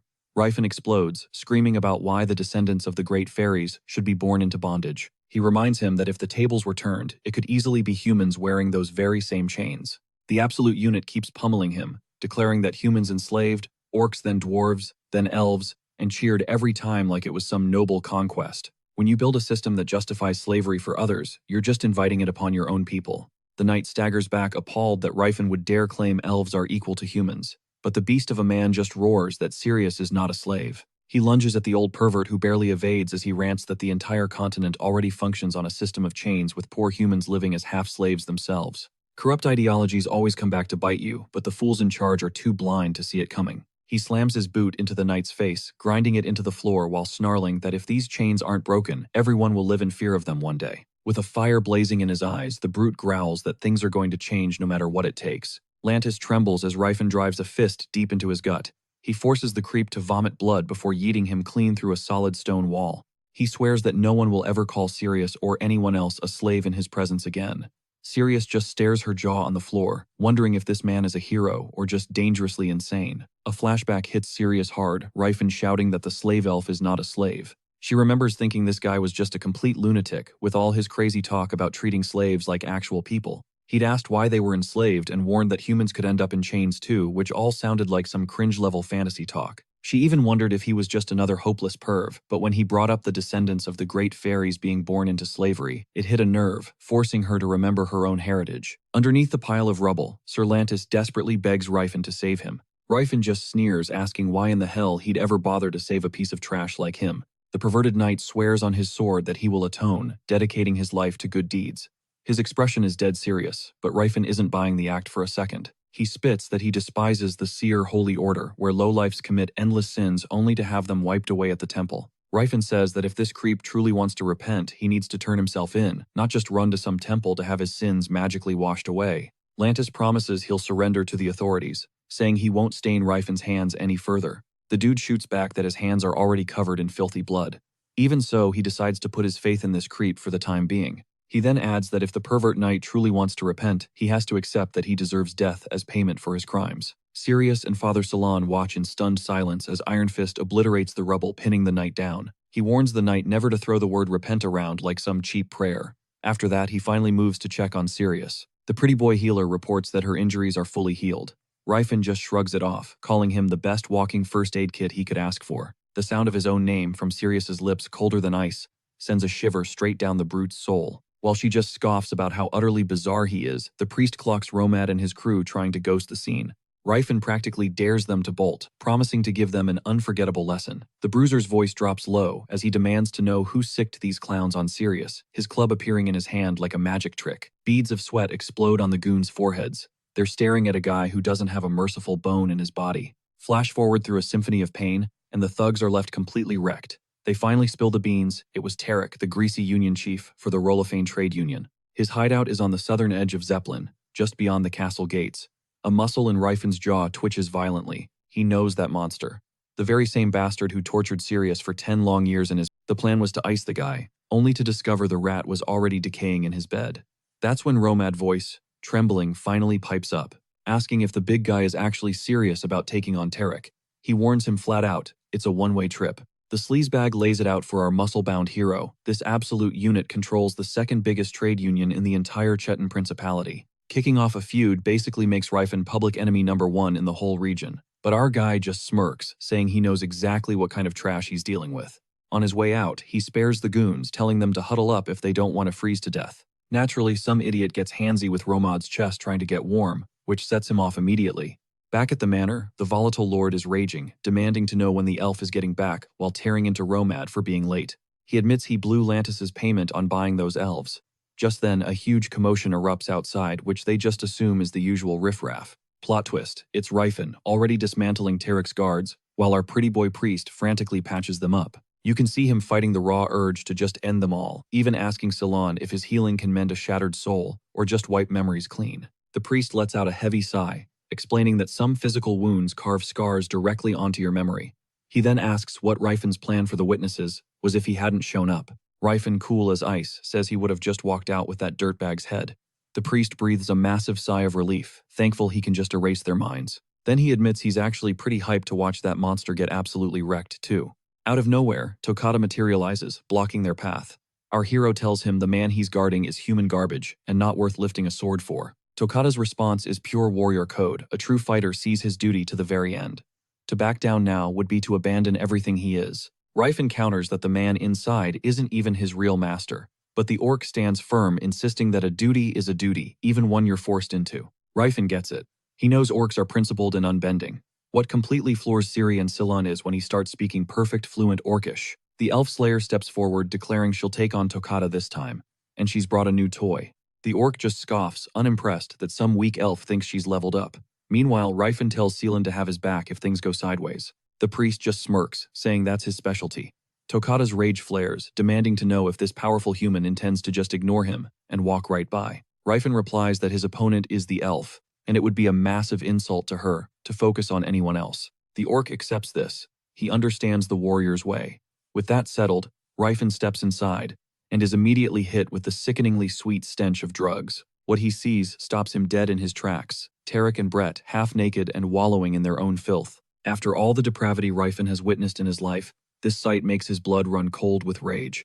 This is one line he will not let them cross. The cloying scent of an aphrodisiac hangs heavy in the air as the hulking thug Tarek demands to know who this intruder is and why his guards outside are dead silent. Ryfan's gaze lands on the elf girl battered and unconscious, and a firestorm of pure fury ignites in his soul. Panic flashes across Tarek's face as he screams for Toccata, then starts babbling about what the intruder wants.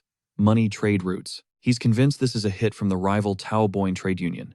He swears on the name of the Rolla Fine Union to pay double whatever they offered. He even promises no retaliation if they sign a contract. The thought of Ciri enduring this slime for 10 years transforms Ryfan's disgust into pure loathing. Before the hulking pig can finish his offer, Ryfan snaps. His fist explodes forward, burying itself deep in the thug's gut. When pressed for a reason, Ryfan spits out the words, "Because filth like you dared to lay a hand on Ciri." The thug breaks down wailing that he knows nothing about her, but Ryfan's face is a mask of stone.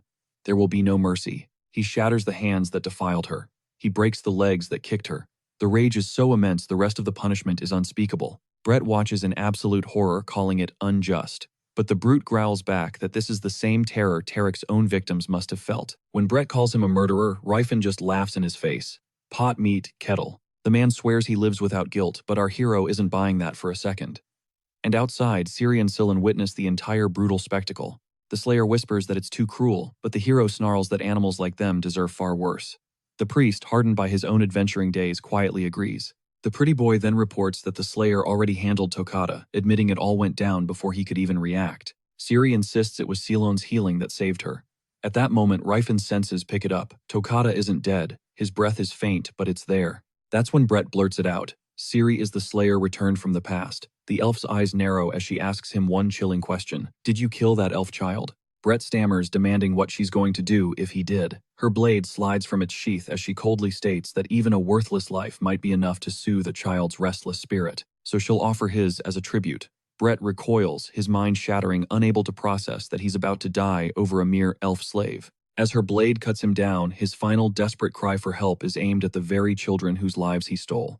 Just before his hand can reach her, Ciri ends him for good, vowing that she'll never let that scum touch her with his filthy hands. Later gathered around a crackling bonfire, Toccata reports his findings to the group. There are 7 more elf women being held captive, and 9 male orcs standing by. Sirius offers his thanks, but the elf immediately kneels, vowing to serve her master as he would his own father. Scylla immediately points out the seriously lopsided gender ratio.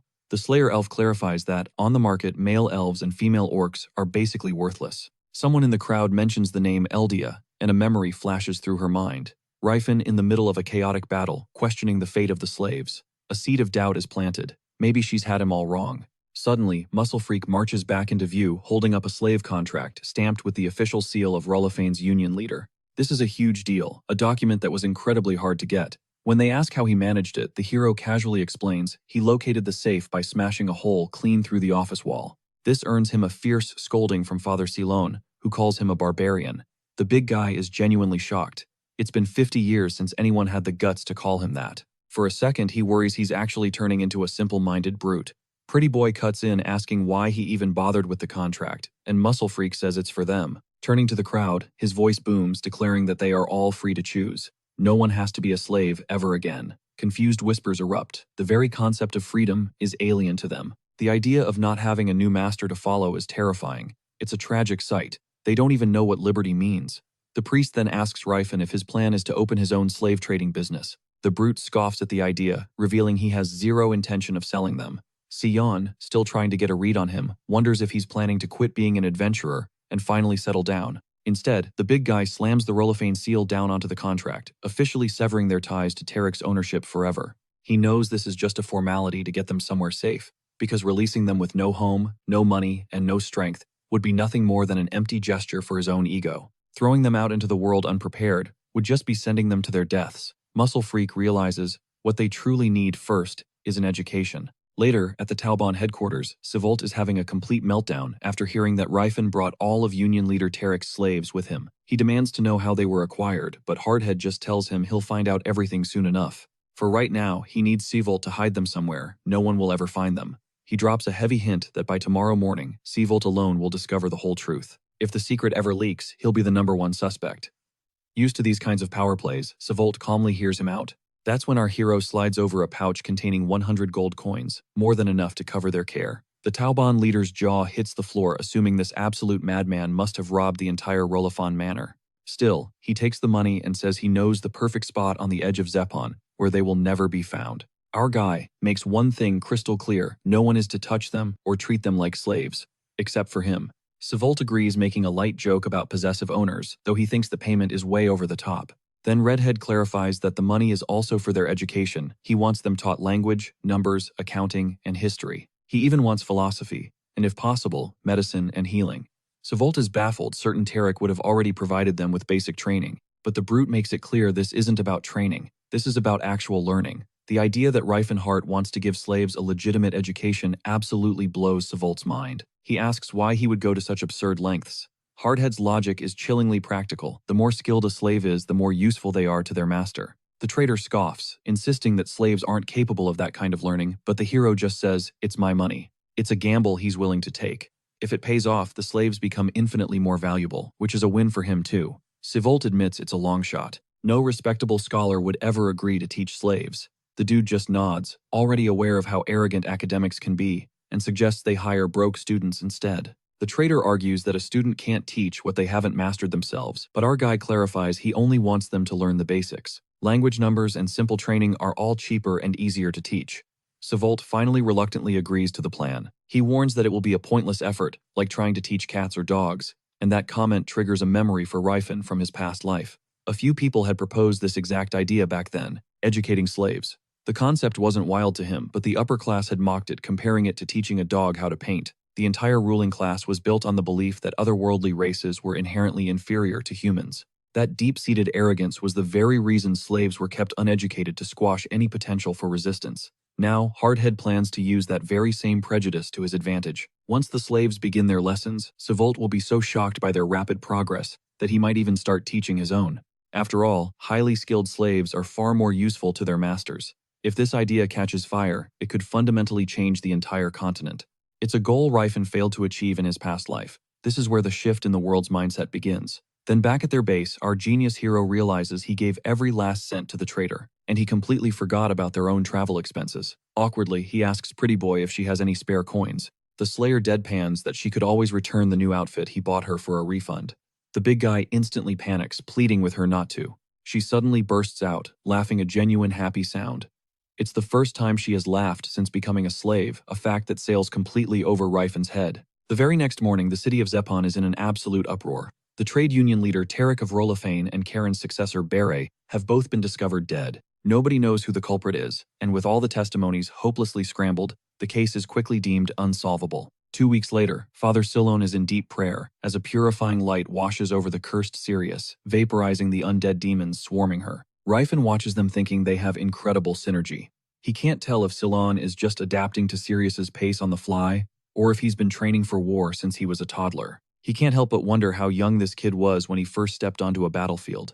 The Pretty Boy priest has turned out to be far more powerful than anyone expected, with the potential to straight up eclipse his ultimate rival Saintess Ellen if he keeps leveling up. But it gets him thinking.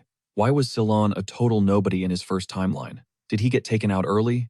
Completely drained, the priest asks if this entire ruin is just one massive illusion, pointing out the monsters here are way more brutal than in Palton, though it's been a surprisingly chill run since they used the back entrance. 2 weeks after ditching Chatan, the crew rolls up to the Graham Kingdom, right near the Settlard Mountains, home to the forgotten ruins of Elusian. This is the spot where our guy is banking on getting his magic back. At the gate, Pretty Boy states the obvious: the door is magically sealed, and brute force is useless, reminding the meathead he should have brought a mage. But Reifen just tells him to hold up, he'll handle it. Dylan's jaw hits the floor when he learns the weirdo was secretly a mage. The concept of a battle mage, someone who's mastered combat aura and magic, is completely blowing his mind. The kid starts yelling that it's so unfair he's been grinding non-stop with almost nothing to show for it. Then he clocks Hardhead, channeling a frankly insane amount of mana for a simple 3-circle spell. After a solid 30 minutes of intense focus, the absolute unit shatters the seal and throws the gate open. Pretty Boy, still fuming, warns the weirdo to never tell a living soul he's a mage. Back in his first life, Reifen was the G-O-A-T, the world's first 10-circle mage, which is why he came here, hunting for the illusion's voice to reignite his lost magic, but the ruins are totally picked clean. Outside, our dude is sulking hard, while Pretty Boy tells him he can't be the main character all the time. He doesn't own every ruin on the map. Still, the vibe is off. This place wasn't even discovered for another 17 years in his original timeline, meaning the future is seriously changing. Trying to lighten the mood, Sillin shows off a little something he snagged. A weapon called Nihilin, a magic arrow that shoots pure mana. The deeper your focus, the more shots you can fire. At a glance, it's just a plain-looking stick, but it's actually a branch from the legendary Tree of Life Elfenheim. The Elf Slayer gives it a test run, firing one shot that completely obliterates a tree in seconds. Even though it looks like a stick, it is 100% a bow. When they ask her about it, she just plays it cool, calling it a great weapon. Rifen is bugging out, wondering how Pretty Boy knew it was special. He remembers it as Cyrus's signature weapon from his past life. Killian just says he'd only heard rumors, adding that there are tons of other ruins scattered across the continent, so the weirdo shouldn't be so bummed. But Rifen knows nothing can replace the Voice of Illusion, the one and only artifact that could jumpstart his powers. Once they arrive in Gelen village, Pretty Boy is hyped to finally chow down on food that someone else cooked. Later, at the feast, the chef is absolutely beaming as happy customers rave about her skills. She mentions that, about a week ago, some snooty noble knights were dissing her dishes like they were professional food critics. She overheard them talking about hitting up some ruins.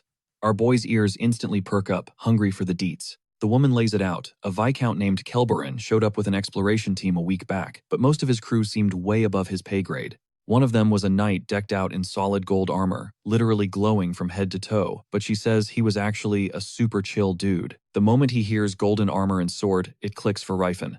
That can only be the Golden Knight. From the Graham Kingdom's famous Count Tennis family, we see a man praising Yusus for wiping the floor with all the monsters in the ruins. He declares it's exactly the kind of masterclass he'd expect from the Golden Knight of Graham.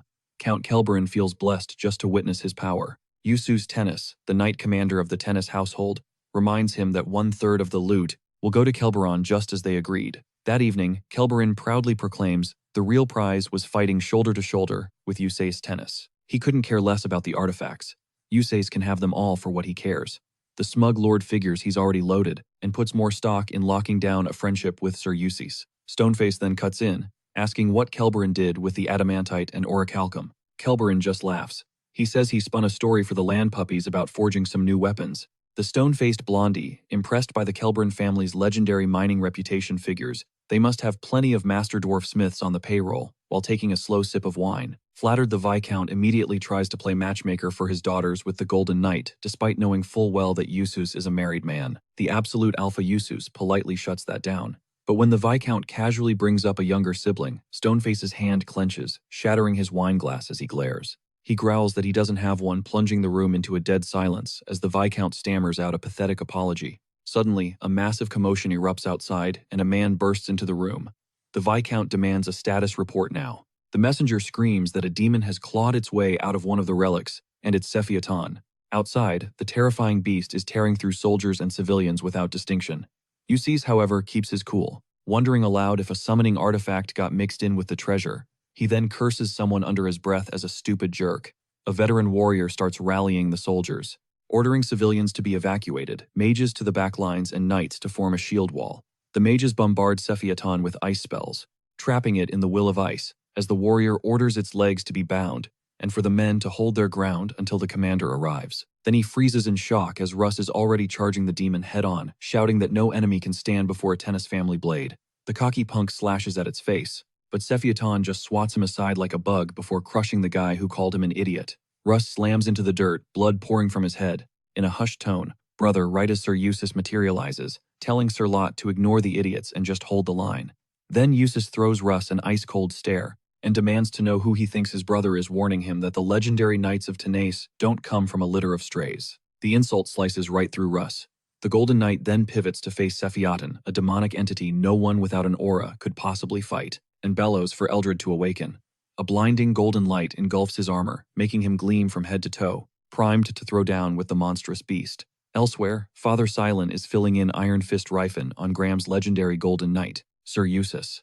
He's absolutely floored when the mountain-raised meathead confesses he has zero clue who that is. Pretty Boy explains that Eustace is legit, one of the continent's most OP magic swordsmen, easily on par with any aura user.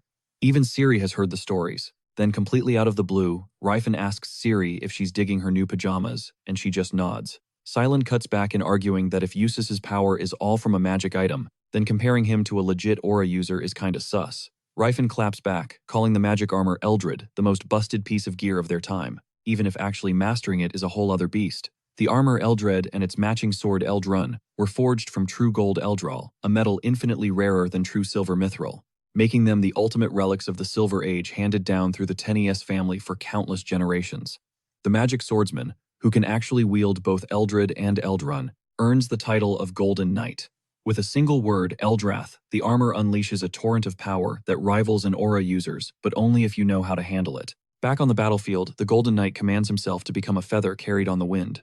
Then Usus. A blur of golden plate rockets toward the demon and awakens Eldrath, unleashing his 8th circle spell, Material Destruction, which immediately plunges the entire area into absolute pandemonium. Rifen thinks to himself that Tenes County perfected the art of unlocking Eldred's full potential, but he knows that having the best gear doesn't automatically make you the strongest. Silent observes that Rifen seems to have a lot of respect for magic swordsmen, which is wild because aura users usually clown on them. But the Tenes family's magic armor is on another level, blowing most sword styles out of the water. On the field, the Golden Knight lifts his sword high, aiming to stab the eye of the god of death, with the power of Leopard's Cry and Dragon's Senses coursing through the blade. Silent had heard a rumor that the Tenes clan lost their ancient sword arts and pivoted to relying on relics, something the family actually spins as a major W. Pretty Boy figures that makes sense, since you can grind all you want, but that doesn't guarantee you'll awaken an aura. This way, a Golden Knight is born in every generation. Usus slams Sephioton with a devastating heatwave. Silent gets it now. Having a guaranteed S-class fighter every single generation is an insane advantage. Even for him, going up against a magic swordsman rocking Eldred would be tough. The Golden Knight summons a cold snow's fog and rams his sword straight through Sephioton, commanding it to cease to exist. With one last epic slash, the Golden Commander fells the demon, as the soldiers erupt in victorious cheers. Later, Rifen is laid out in bed wondering if that guy can really keep winning like that. The brawler starts talking about needing to recover the artifact, and Silent gives him a hard look, asking if he's seriously considering beefing with the Count of Tenaeus. When Rifen confirms he wants to take it, Father Silent reminds him that back in Shaitan's principality, they were a team because Rifen was on the side of justice. But this time, Count Tenaeus explored those ruins himself. The artifact is his fair and square. Those words hit Rifen like a truck, making him realize that taking it now would just make him a common thief. The man sits up, trying to figure out how to win Silent over, without dropping the bomb about his past life as a comrade. He tells Pretty Face there's something he has to come clean about, jogging his memory about a gem called Unbreakable. He brings up that Hardhead was a student of the Fist King Gerard. Rifen starts explaining that their school has some seriously brutal traditions. The big guy continues, saying his master actually hid that artifact in the ruins, as a challenge for any of his disciples who were worthy enough to find it. While Ciri is dead asleep, the two continue their hushed conversation. He admits it's their clan's messed up way of toughening up disciples, since they can be a pretty savage bunch. Kenny Doll listens intently, as Rifen clarifies that his master Gerard had explored the Illusion ruins ages ago, but made a point not to touch any of the Silver Age artifacts he found. Hardhead insists that the artifacts discovered back then were always meant to be prizes for the students. He says he never would have recognized Nihilon if he hadn't already been told all about it. Silent nods, admitting that it all checks out since nobody could possibly know those kinds of details. If the ruins were truly untouched territory, deep down, Pretty Boy is completely sold on the story. Rifen feels a pang of guilt for twisting the truth so much, but it's not a complete fabrication. He'd never even think of jacking someone else's property, no matter how insanely valuable those Silver Age relics are. Rifen wipes away a bead of sweat, struggling to keep a straight face, knowing he has to get that artifact back, no matter what. Near the manor, Sir Lot is showering Sir Usus with praise for absolutely bodying the demon Sephioton, who was completely outmatched by the Golden Knight.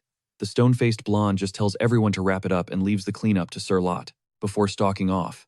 Usus adds that a swordsman who only knows a basic downward slash is unworthy of the Tenace name. Russ, still forced to his knees, quietly grits out that he is a swordsman of Tenace, regardless of what Usus says. The very next morning, Russ is grinding hard on the training grounds when a couple of soldiers march right up to him. One of them demands to know what the hell he was thinking pulling that stunt yesterday. Russ plays it cool, claiming he was just trying to take down the demon. One of the knights isn't having it. Did someone give you that order, or are you just too dense to follow a simple command to wait for the captain? Russ shoots them a death glare. He fires back that he's a swordsman from the House of Tennis, and if they have a problem, they can settle it in a duel. The pair just scoff, spitting the words "filthy mongrel," before turning their backs on him. Unbothered, Russ just gets back to his training. His sword carves a flawless downward arc through the air, His execution is so impossibly clean the motion seems to teleport from start to finish.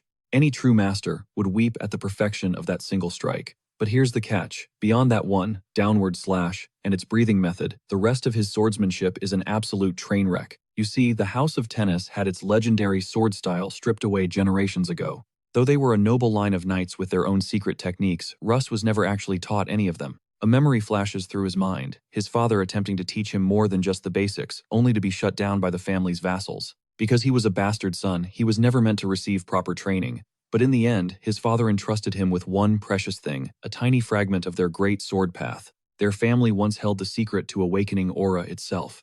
Believing that young Russ could revive that immense power, his father gambled all his hopes on him. And Russ refuses to let that hope die.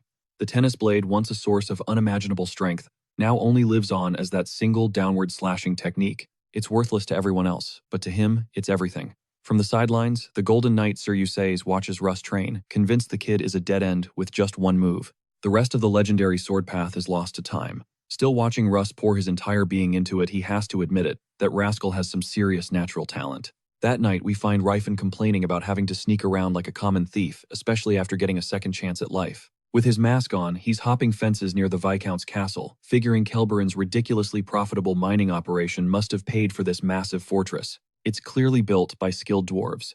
After dropping the guards at the entrance, our stealthy intruder slips right inside.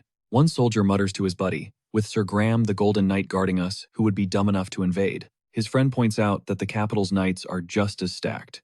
But the first guard insists their lord is on a whole different level. A faint sound catches his ear, but he just shrugs it off as nothing.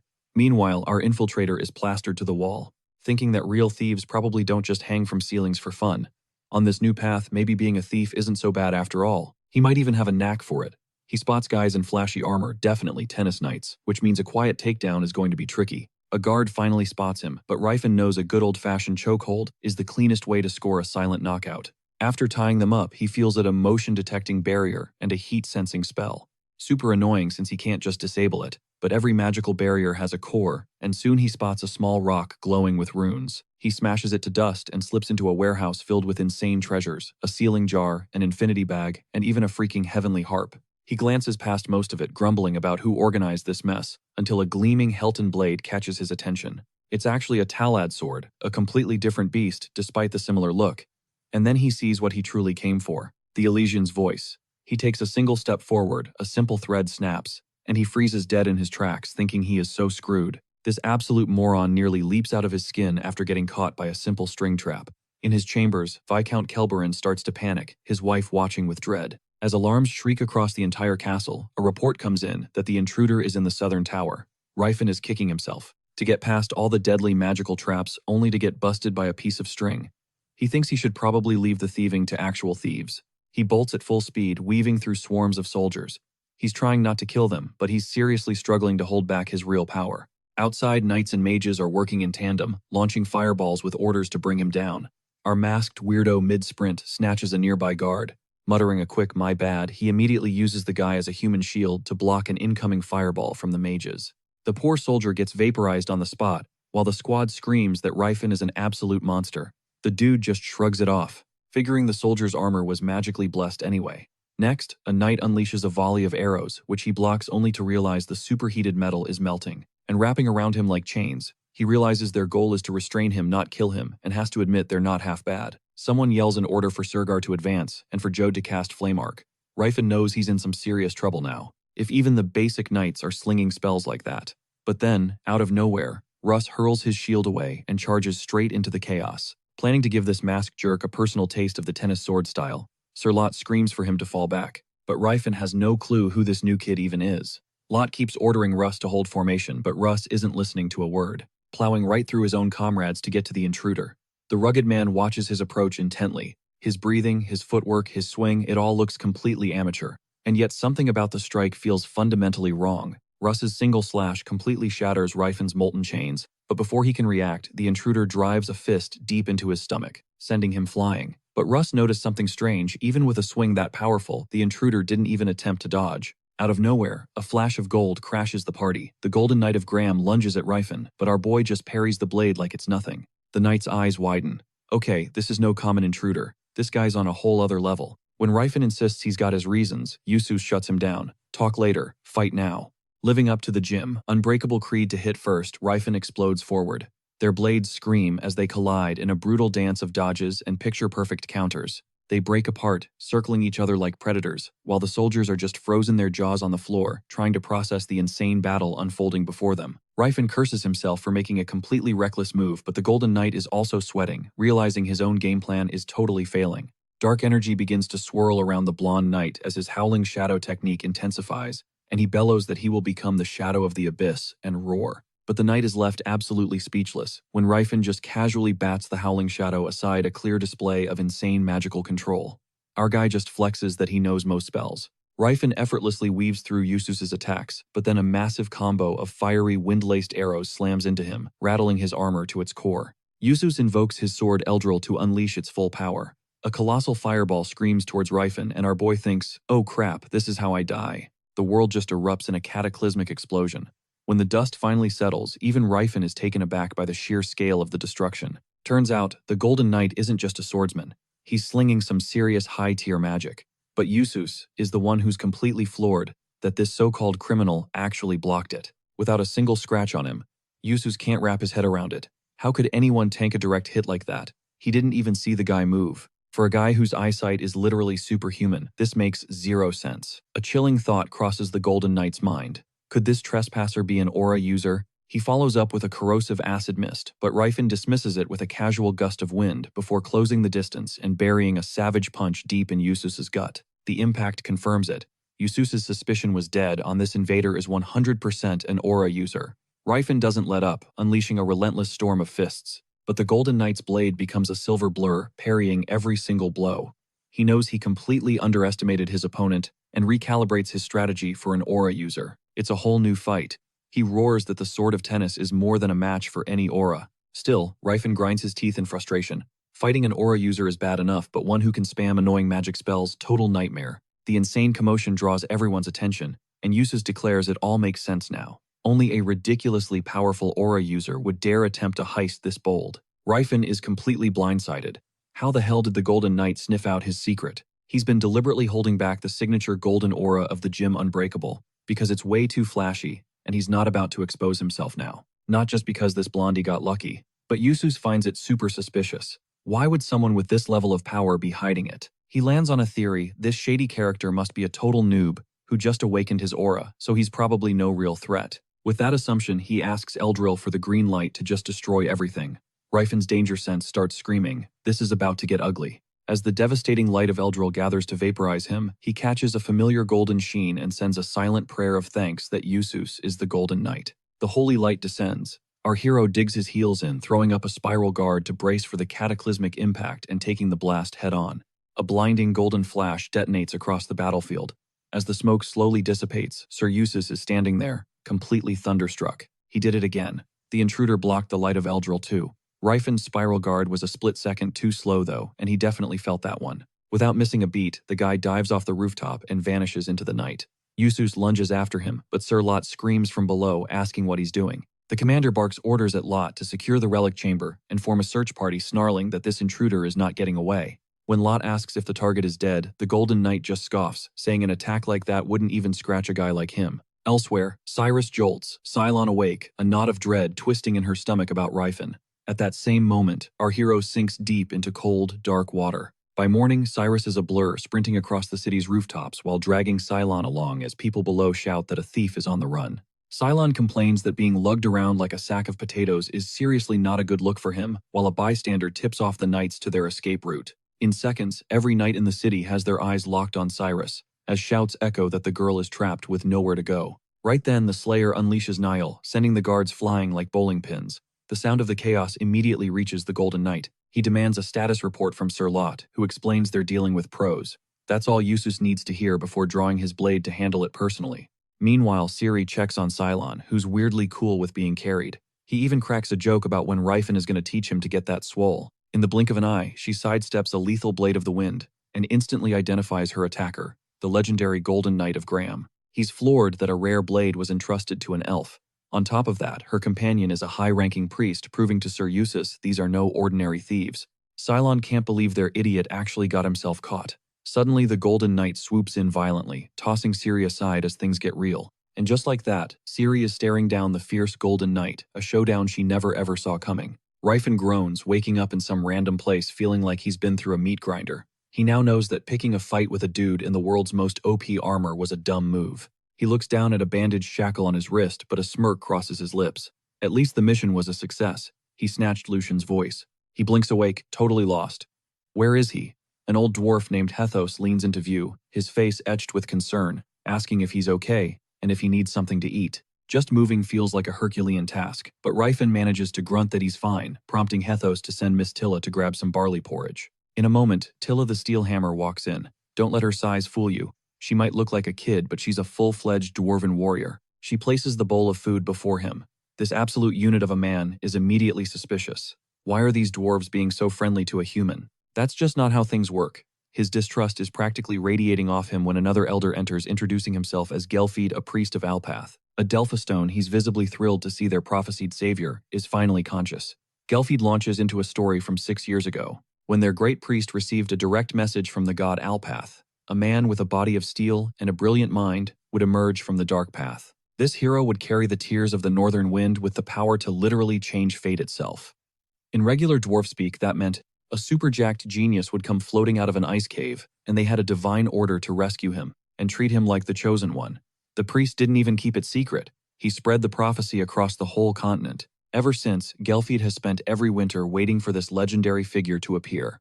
Rifen can only manage a nervous laugh, realizing their god Alpath, who sometimes drops these divine messages, totally ghosted him the first time. 6 years ago, at the exact moment Rifen was sent back in time, Alpath sent the message. Apparently this god has same-day delivery.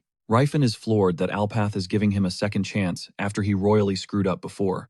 He feels a surge of gratitude for the god's faith, silently swearing he'll nail it this time. When he brings it up, Gelfid is firm, insisting Alpath never makes mistakes. So everything they've done was for their savior. Miss Tilla then points out Rifen's insane healing speed, and the big guy gives the little warrior all the credit. She blushes, mumbling that she only made him some porridge. He flashes a grin, certain that a good meal is the ultimate recovery booster. The pint-sized warrior then asks if she should fetch Priest Gelfid, who needed to talk with him. Rifen insists on finding Gelfid himself. Tilla isn't having any of that, and immediately makes herself his crutch, which totally weirds him out, as this tiny powerhouse leads the way. He learns the Steelhammer tribe are mountain dwarves enslaved under the Kelber Viscounty, who have fiercely held onto their culture and faith. Unlike other races, dwarves are only enslaved for highly specialized skills that humans could never hope to master. It's like they can hear the earth itself whisper where to find precious minerals. They are sold in family units to maintain efficiency and keep their culture intact. Even their priests are included in the sale. It's on their backs that empires have been built. They're the only ones who truly get how the world works. Tilla tells him there are 60 of them in total, every single one owned by Viscount Kelburn. Most of the men are trapped deep in the Settlard mountain mines. To crush any chance of an uprising, the humans hold their families hostage, a revelation that makes Rifen instantly regret asking. Later, Gelfid approaches him, calling him savior. But Riefenhart just brushes it off, thanking them for their help and telling the old man to just call him Rifen. The priest admits he doesn't fully grasp why Rifen is the one, but he's seen that our guy clearly doesn't view dwarves as property. Rifen's always seen them as equals, no doubt, but altering the destiny of an entire species is a whole different ballgame. Gelfid has zero idea why Alpath chose a human, but they are desperately clinging to the hope that Oracle promised. Their faith is absolute, even if no one knows how this single man is supposed to save them. Rifen figures his only move is to play along. The old dwarf watches him with an intensity that says he already sees him as their destined messiah. Shaking off the heavy vibe, the big guy asks what Gelfid wanted to discuss. The priest reveals that the great priest, High Priest Michelin of Alpath, the very bedrock of all dwarven kind, has requested a meeting. Riefenhart can't suppress a smirk. He knows Michelin was already the high priest 30 years ago. Gelfid looks anxious, worried that this hulk of a man might think it's all a scam, since humans are deaf to the sound of truth. He's visibly relieved when the Man of Steel just nods, totally calm and understanding. In his previous life, he witnessed the Antares Empire burn to the ground. He's terrified of a repeat, and a meeting with the wise Michelin could spark a winning strategy. Gelfid explains that Michelin is at the Grand Forge, the great temple of Alpath, a sacred place known only to a select few. They'll need a guide, and Miss Tilla, the last of her tribe with warrior blood, is stepping up to lead him. But Gelfid can't help but notice that this outsider seems to know too much. He can even sense Rifen's thoughts, catching fragments that confirm the Man of Steel already knew about their high priest and the Grand Forge. The old dwarf sighs, mentioning that most humans avoid talking to dwarves who can hear the sound of truth. When Rifen confirms he knew about that too, Gelfid's curiosity hits a fever pitch, and he demands to know how much Rifen knows. But our guy just apologizes, saying it's too early to reveal his cards. The moment is shattered when Hethos bursts in, panicked, asking if Rifen had companions. A young boy and an elf. He confirms they've been captured and dragged to Viscount Kelburn's castle. Back at the fortress, the golden-haired knight is fuming, screaming at his men to find the thief at any cost. Usis commands his soldiers to ditch their honor and use any torture required to make them spill. The Golden Knight is still reeling from the sight of a simple elf wielding a high-grade magic sword, a blade meant for a knight captain or above. And if that wasn't enough, there's a Philanese priest on the scene, rocking divine power that could go toe-to-toe with an archbishop, and he's hell-bent on digging up the truth about them. He commands a couple of goons to handle the interrogation, but Barras and Lento are getting majorly mixed signals. Are they supposed to rough them up or send them to the Shadow Realm? The orders are what they are, so they just suck it up and get on with it. Barras steps up for the first round of torture, and Lento is more than happy to let him. 30 minutes later, both of them are getting a full-blown lecture from Father Sion, who's explaining that Rifen's martial clan is, to put it mildly, built different. He drops the legendary name of Jim Unbreakable, the unshakable martial king, and lays out the absolutely savage training regimen of Gerard's clan. The two interrogators can barely process what they're hearing. Ceylon emphasizes that all of this is just their standard training, the kind of stuff that would literally break a normal human. The pretty boy captive scoffs, insisting these warriors definitely didn't go through that insane ordeal. He complains that their last exam was a total setup. Their mission was to retrieve a relic, but plot twist, the Tennis household had already snagged it. Ceylon explains just how brutal failure is within the clan. The skinny captive blurts out that Rifen just decided to jack the relic anyway, since it originally belonged to the legend himself, Jim Unbreakable. He points out that the Martial King never in a million years thought the Tennis family would find the relic, and that their innocence is a given, considering how little anyone knows about those ancient ruins.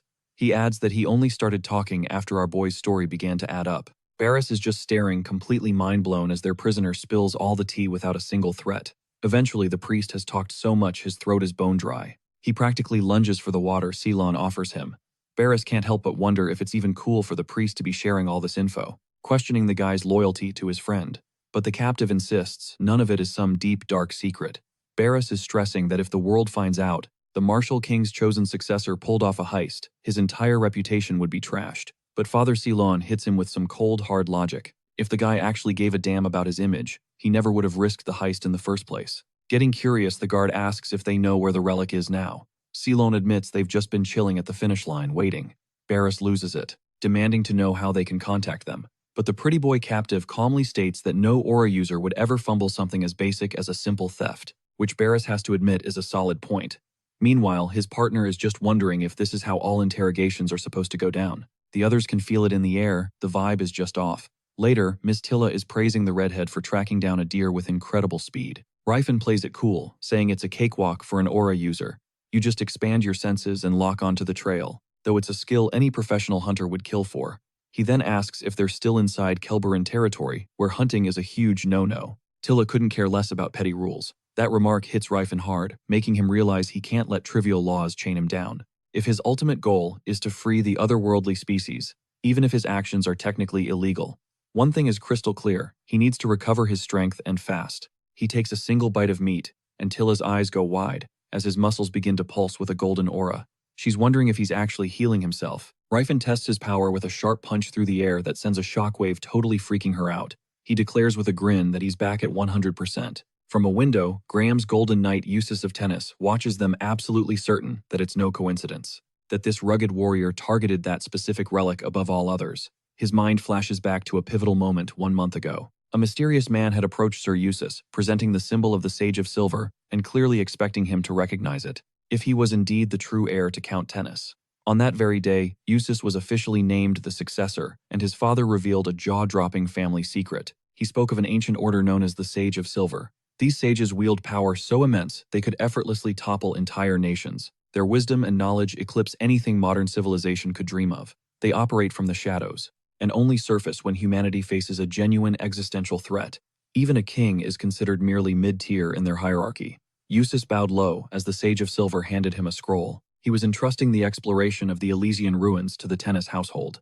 The sage laid claim to all the relics within, but he asked for only one thing in return, an artifact known as Elysian's Voice.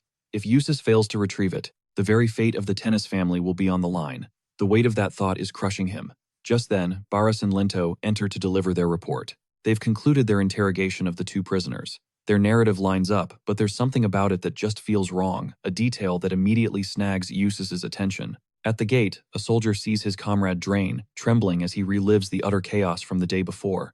None of them ever imagined they'd wake up to a battlefield like that. As ordinary soldiers, they're painfully aware they stand zero chance against someone who can pancake full-plate armor with his bare hands. Drain sends a silent prayer that they never have to face him again. They've already deduced the relic was stolen, but since Sir Eustace captured the thief's allies, there's a good chance the culprit himself will show up for a rescue. With a heavy sigh, Drain hopes that if the man does return, he'll at least knock them out quickly like he did before. In that instant, his partner spots an ominous figure approaching. It's the fist guy, whispering softly, Calamity Horn. Meanwhile, Eustace learns that the thief is a member of a group called Jim Unbreakable. He racks his brain trying to figure out why the Sage of Silver would have any interest in them. The blonde knight doubts their entire story, but the thing that really throws him for a loop is the presence of Ceylon, a traveling pilgrim who also happens to be a high-ranking priest, with power rivaling a bishop. He's absolutely certain a man like that could never be a highly trained spy. To the blonde knight, the story is totally believable. He figures these two are just disposable grunts who'd get ditched anyway. The real problem now is figuring out how to snag the thief. They could go all out, but even that's no guarantee. They'd recover the illusion's voice. An earth-shattering blast rips through the air, making the Golden Knight flinch. He knows in an instant the thief is back, because he heard his friends were captured. Another explosion throws the castle into utter chaos, as Barras rallies the Tenris Knights to unleash their true power. He vows this fight won't be a repeat of last night, but the Man of Steel insists he's leveled up too. Sir Loth commands Barras and Lento to charge, but a single punch from Ryfin sends them both careening through the air. The tank calmly states that shields are completely useless against aura strikes, and that these knights have exactly zero experience fighting an aura user. Then out of nowhere, the mages deploy something they call Priest's Protection, cursing the thief for attacking Barras and Lento, but this absolute unit just smacks these scrubs aside, with a single stomp that sends a shockwave powerful enough to launch them. The mages retaliate, unleashing an ice-cold flame arrow and a lightning storm. Ryfin drops them first with a volley of rapid-fire bullets.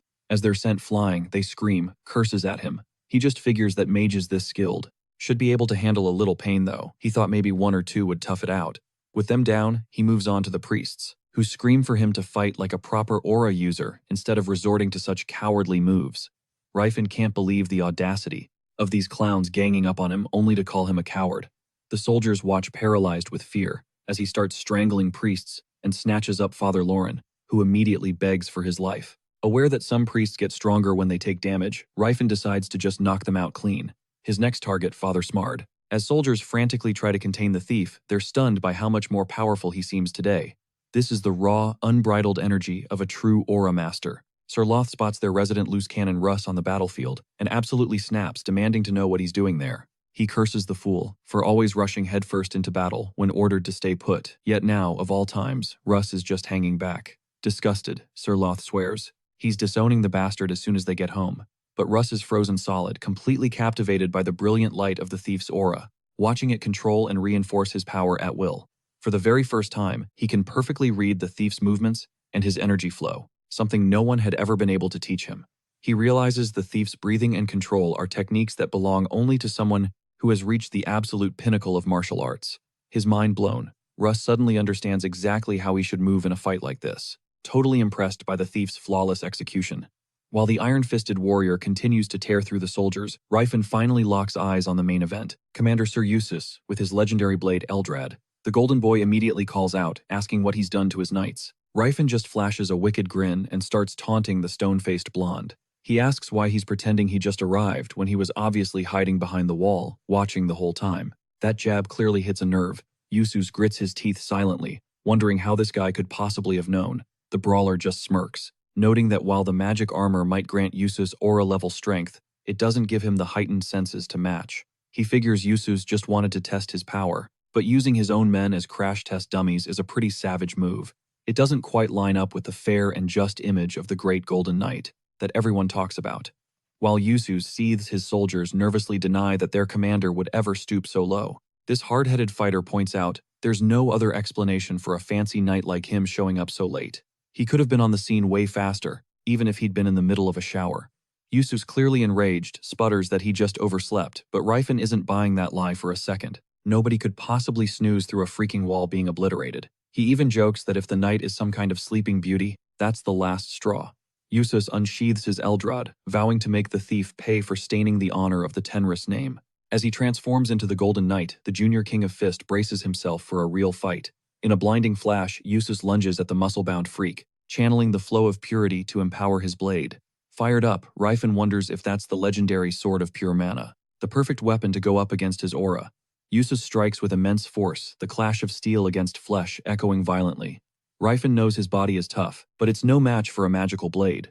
And yet, as Yusuf's slash comes down, Rifen's spiral guard flares to life, effortlessly blocking the attack, completely shifting the momentum of the battle. Back in the prison, Cirrus and Father Sillin hear the distant chaos and wonder how long the fight has been raging. The Slayer girl hazards a guess that it's probably Rifen Hart coming to bust them out. Silent teases her for trying to act like she doesn't care, even though it's obvious she believes it, causing a deep blush to spread across her face. As they eat, Cirrus gets lost in thought, confused as to why Rifen is being so kind to her. Silent jokes that the guy must have a serious thing for elves. Cirrus admits that at first, she thought he was just a dude who was really into role-playing. The doll-faced girl agrees he totally gives off that vibe, but when she recalls the way he looks at her, she knows his motives aren't nearly that simple. The Pilgrim boy pipes up that all that talk about him being special and different from other guys is exactly what women say when they're falling in love. He claims they only do it to get married, so they can curse their husbands later, or at least that's what the nun at his orphanage always said. Cirrus can't help but wonder, what kind of nun would teach a little kid something like that? Silen suddenly snaps, cursing Rifen for dragging them into this whole mess. He grumbles that Rifen should have been way more careful with his thieving. But even through his complaints, the Slayer elf senses something more. It's not like he holds a grudge against the musclehead. Nah, what's really eating Cillian up is knowing that by signing on, he's now officially an accessory to the crime. He's drowning in guilt for just standing by and letting it happen. He gets it, they can't exactly play by the rules forever. And anyway, he hits the big 2-0 next year. At just 3 years younger than Rifen, Sirius is genuinely stunned by how grown-up Cillian sounds, until a sudden realization makes her practically gag.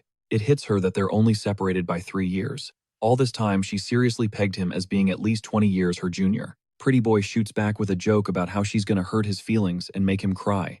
Right on cue, Miss Tilla explodes into their cell. She demands to know if they're Killian and Cirrus, declaring she's on Rifenhart's payroll, and their top priority is breaking out. Now, Killian is totally floored, while Cirrus instantly clocks that Tilla is a dwarf. Pretty Boy points out that she looks completely human, minus the ears. Cirrus just cracks up, calling him a sheltered little kid, which is hilarious coming from the girl who just called him mature. As they're making their stealthy exit, a guard spots the escapees.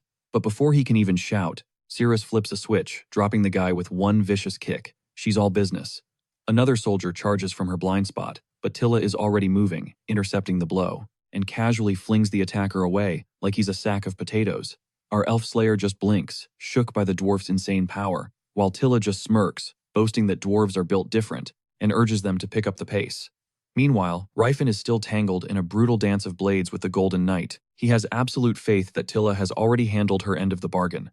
But Yusuf catches the thief's fleeting glance toward the dungeons below. A thought clicks in his head. What if this whole fight is just a diversion? The iron-fisted thief just smirks, basically admitting he wouldn't be throwing down this hard, unless something major was on the line. A tidal wave of power erupts from his body as he finally gets serious. The Golden Boy is completely shaken, realizing this whole time the thief hasn't even been going all out. Enraged, Yusuf lunges, bringing Eldrad down in a deadly arc meant to cleave Rifen in two. But the big man effortlessly backflips out of the way and counters with a brutal strike that sends the Golden Knight stumbling backward. Hell-bent on taking back control of the fight, Yusuf finds himself facing a merciless onslaught as our guy channels energy into another fist and slams it straight into the earth, unleashing a tremor that Yusuf is forced to evade. In response, Yusuf invokes the power of Eldrad's cry. Rifen plows forward, aiming a punch straight for the gut, only for his fist to connect with nothing but air. Turns out the Golden Knight just leveled up, and he's finally done playing games. All at once, 5 perfect duplicates of Yusuf materialize around Rifen, and every single one of them feels terrifyingly real. Rifen, who had totally written Yusuf off as being trash against aura users, is forced to admit he messed up. This is no cheap parlor trick, but a high-level mage technique. The Golden Boy is on a whole other level than he anticipated. All 5 clones simultaneously blast him with material destruction, but in less than a second, Rifen pinpoints the original and sends him airborne with a clean hook. Yusuf is completely losing his cool. The ancient warrior spirit inside, Rifen almost feels bad for the kid. Did he seriously not know that any seasoned mage can easily read the faint signatures of mana? The golden boy screams that the sword of Teness has never tasted defeat. He unleashes another attack, but Rifen's spiral guard just demolishes it. It shatters his ice magic, shrugs off a volley of wind arrows, and completely nullifies the breath of corrosion without a scratch. Our boy just grins, flexing on him. He continues to showboat with his spiral guard, leaving Eustace fuming, trying to process how this meathead is shutting down every element he throws out. The thing is, most aura users can't execute a spiral guard, not because it's some complex technique, but because it's laughably basic. See, they can coat their bodies in aura for protection, but trying to circulate that same aura simultaneously would literally shred them from the inside out. Only the members of Gym Unbreakable have the raw physical conditioning to pull it off. Rifen knows it guzzles an insane amount of aura, but for him, that's not an issue. Eustace is absolutely livid, and furiously demands to know who the hell is backing Rifen. In response, the iron-fisted warrior just casually steps to the side, revealing his subordinate, which only makes Eustace feel like he's being utterly clowned on. Pushed to his limit, he screams for Eldrad to awaken and unleash the light of Eldrad. Finally, sensing a genuine threat, Rifen decides it's time to whip out his ace in the hole, just as the Golden Knight charges forward, blazing with holy light. The iron-fisted warrior meets him head-on, unleashing a quadruple-layer Calamity Horn as the Golden Knight thrusts his sacred blade forward. Their signature attacks collide in a cataclysmic explosion that shakes the very foundations of the Viscount's castle, sparking chaos outside. The Golden Knight takes the full, devastating impact of the Calamity Horn, cracks spiderweb across his armor as he screams out, demanding what kind of power can shred his guard so easily. Rifen's layered aura fists are creating a rapid-fire series of crushing impacts, each one hitting like a meteor, and the spiraling energy tears Eustace's defenses to ribbons. He senses the big guy only has one shot left in the chamber, and he refuses to go down, but the final punch obliterates everything in its path and smashes him clean through a castle wall. As the dust settles, the legendary sword Eldrad is seen plunged into the dirt, while Sir Lot stares completely dumbfounded that the Tennis sword has actually been defeated. Eldrad's magic flows from the blade itself, meaning as long as Eldrad is unharmed, the armor will eventually put itself back together, even if it takes a good 6 months. The thief then strolls over and casually picks up Eldrad, making Eustace immediately think he's about to jack the legendary weapon. But instead, the big man hands it right over to Lot with a sincere apology, explaining that recovering the stolen artifact was his only goal. Lot is stunned that he fought such a battle without a trace of greed, though Rifen can't help but think how much Cirrus would geek out over Eldrad. Still, he'd much rather gift her the divine light sword Messiah. Just as he's about to dip, Rust's voice suddenly rings out, declaring that the Tennis sword is not yet defeated. Lot absolutely loses his mind, looking ready to disown the kid right then and there, while our muscle-bound hero recognizes this obnoxious brat. The kid doubles down, insisting that he also counts as a Tennis sword, and goes on the offensive. Rifen is completely unfazed, knowing the kid's swings are basic, but a sudden explosion of brilliant blue energy throws him backward. He's stunned to see a fresh cut on his notoriously tough body. In an instant, he knows it's blade aura. As Russ gloats that he's finally proven himself as the sword of Tennis, the aura's vibrant sky blue shimmer ignites a memory in Rifen of the legendary sword Saint Cirrus, who once challenged the Demon King. The name just spills out of his mouth, Sword Saint Cirrus. Russ freezes, completely shocked. His true knighted name is Cyrus von Tennis, but he's been stuck with the common name Russ, a gift from his mother for his entire life. A wave of guilt hits Rifen for not connecting the dots sooner. The Tennis family is now famous for its Golden Knight. In 30 years after the Sword Saint makes his debut, their house will be elevated to marquis status, erasing the old shame of a swordsman who relied on magic gear. That's why the Golden Knight was a total unknown to Rifen in his previous life. The guy was basically erased from history. The future Sword Saint is now blushing at hearing his own legendary title, but the Man of Steel just plays it cool, muttering that he must have mistaken Russ for someone else. The kid's disappointment is written all over his face. He can't hide a thing. Mr. Tough Guy recalls the legends painting Cyrus as a cold, unapproachable figure, but he supposes anyone can change. Russ snaps out of it and lunges again, his blade cloaked in aura, only to get rocked by a punch to the gut that he somehow tanks. The kid is shook, but figures he must have used his own aura to absorb the impact. And he actually compliments Rifen's technique. Pretty impressive for a dude who just awakened his powers. Our soldier can feel it in the air. This idiot is about to go completely feral, so he wisely creates some distance. Cyrus blitzes forward again, moving at blinding speed, his attacks coming from angles Rifen can't even process. Rifenheart, the man who will become the King of Fists, can't predict a single one of Cyrus's moves. Every slash is unleashed from a trajectory no trained fighter would ever use. Normally, fighting has a flow, a system refined over generations like the Unbreakable style. His grandpa Gerard drilled into him. But this kid fights like a cornered animal, no proper farm, zero rhythm. By all logic, he should be full of openings, yet there isn't a single weak point to exploit. Rifen remembers the old stories, how the Sword Saint's genius was a once-in-a-century phenomenon, and now he's seeing that raw talent firsthand. A flashback hits him. He remembers a time when Cirrus bragged about single-handedly taking down the 4 heavenly kings, including the fearsome orc champion Tothid. The claim seemed like a total lie back then, but seeing Cirrus fight now, he knows it was the truth. Reborn into the past, Mr. Fist has just found his old comrade Tothid's greatest rival, and the guy is standing right in his face. Fired up, he unleashes a punch that shatters Russ's blade aura, leaving the kid completely stunned. Still, Russ raises his sword, proclaiming himself the Sword of Tennis. His signature downward, / a move he's perfected for years, blazes with the intent to tear the heavens apart, the spirit of a man born to be Rifen's equal. And once again, Rifen is determined to shatter that destiny. He slams a devastating punch straight into the kid's stomach and whispers a silent goodbye, but Cirrus just won't go down. He's on his knees, gasping for air, but still manages to call himself the Sword of Tennis, the one who never surrenders. Rifen feels a powerful urge to end him right here, to eliminate a future threat before he can even rise. But a small voice inside holds him back, not out of mercy for Cirrus, but because killing him now would steal Tothid's chance for his own epic showdown. Rifen understands now. His job isn't to kill Cirrus, but to forge him into a worthy opponent for Tothid's eventual revenge. He spares him, hoping he'll level up for their fated duel. In his past life, Tothid's clashes with the Sword Saint only pushed them both to new heights of power. Right now, Rifen knows that killing Cirrus would mess everything up. Proclaiming that Cirrus is the man Tothid is destined to crush, he turns and leaves. Stunned and enraged, Cirrus explodes with a massive burst of aura, letting out a furious scream that startles Sir Lot.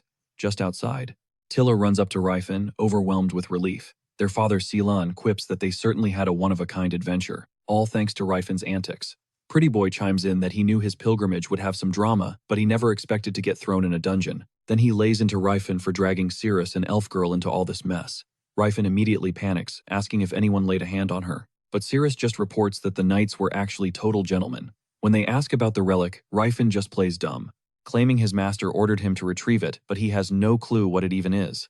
He keeps the story simple, hoping they can just get out of there. Back in the trashed castle, Severus quietly checks with Abron, asking if he's certain he saw an aura user, and one from the Tennis Knight Order no less. As expected, the news spreads like wildfire. Eustace gets wind of Russ awakening his aura, and is seething with jealousy. He can't understand how the low-born son of some nobody could awaken the very power the family elders always dreamed of. His own father had a soft spot for Russ, and the same elders who always kissed up to Eustace are now secretly hyped that the family finally has an aura user. Having an aura user in their ranks could elevate the Tennis family to a whole new level. Eustace is fuming, wondering where this leaves him. In his mind, he and Eldrin are the only ones worthy of being called the Sword of Tennis. Meanwhile, on a cliffside, Cirrus is laughing his head off, absolutely ecstatic that awakening his aura has flipped the script. He's confident it won't be long before he surpasses that thief, and claims his rightful title as the true Sword of Tennis. Suddenly, a stone-faced blonde dude materializes from thin air, wondering why this loser is in such a good mood. Russ is desperate to show off his newly awakened aura. He proudly ignites his blade, and his brother actually calls it beautiful. A genuine smile finally breaks across Russ's face. He finally has the validation he craved. But, in the next heartbeat, the Golden Knight's expression turns to ice as he savagely shoves his blade straight through Russ's gut. He snarls that there can only be one Tenace sword. With a brutal push of the blade still impaling him, Russ is sent plummeting into the river below. You know the trope. A classic betrayal, a fall into a river. This is literally how a villain's revenge arc gets started. The Blonde Snake's allies rush over asking what happened, and he spins a wild story about how Russ ambushed him to seize control of the family. He claims he was just fast enough on the counterattack, and in the chaos, Russ took a hit to the stomach and tumbled into the water. Yeah, there's no way he could survive that. And even if a miracle happened, Russ would never be strong enough to challenge Eldred's power now. While his goons search the riverbanks, Ciri the elf is grilling our hero about how he knows Tilla, the dwarf. Our boy starts to explain that the dwarves were the ones who fished him out of a river half-drowned. Turns out a prophecy from their god Apoth marked him as their chosen savior. Tilla confirms it, saying he's the savior sent by the gods, and that's exactly why she's backing him. The elf is visibly shook. The young saint then asks if dwarves actually believe in gods, and he's stunned to hear they even have priests. Most humans see dwarves as a race fit only for slavery, so the idea of them worshipping anything is insane. The saint says, humans assume dwarves follow an evil god because among Sayer and the 12 gods, Two deities, the elven goddess Eldia and the dwarven god Apoth, are basically obscure legends. All of a sudden, Ciri spots someone floating in that very river. They drag him ashore, and our hero's eyes go wide.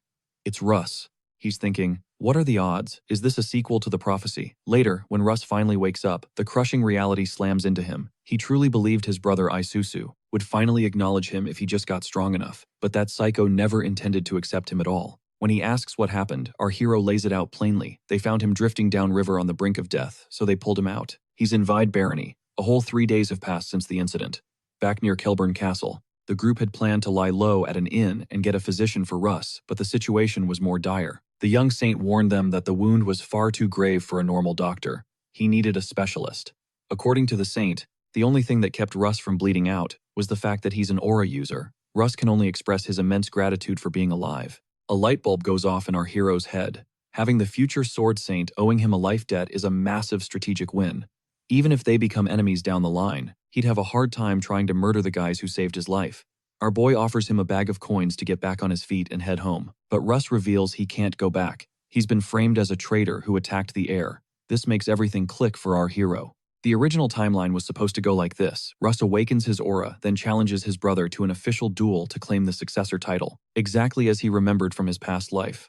Utterly helpless, Russ asks if he can join their party on their journey. He has a debt to repay, and he knows our hero is the one who helped him awaken his aura. This is his only shot to get stronger by learning from a true master. The protagonist tries to play it down, but Russ cuts him off, insisting he knows our hero is the martial king, Gerard's successor. In the original story, this kid spent years hunting down other aura users across the land, just to level up. But branded as a traitor, that path is now closed to him. His only option is to learn from a master from another country. And just by chance, one is standing right in front of him. He's internally panicking. The future sword saint just became his subordinate. Flipping a future enemy into an ally is a pretty sweet deal, but then he remembers the other legendary figures, the hero Alex and the saintess Ellen, are probably not even born yet. Tesrin is a total non-starter, which only leaves Jade the Mage of Light. But there's no way he can turn Russ down, not after he begged, so he agrees to let him join their travels. Cut to Isusu groveling before the Sage of Silver. He confesses that he failed the mission. Sage Leston is dripping with disappointment, admitting he vastly overestimated the boy. As Isusu keeps apologizing, he can't help but wonder at the sage's immense power, considering he's only speaking through a magical illusion. Leston scoffs, regretting he ever trusted a half-baked swordsman.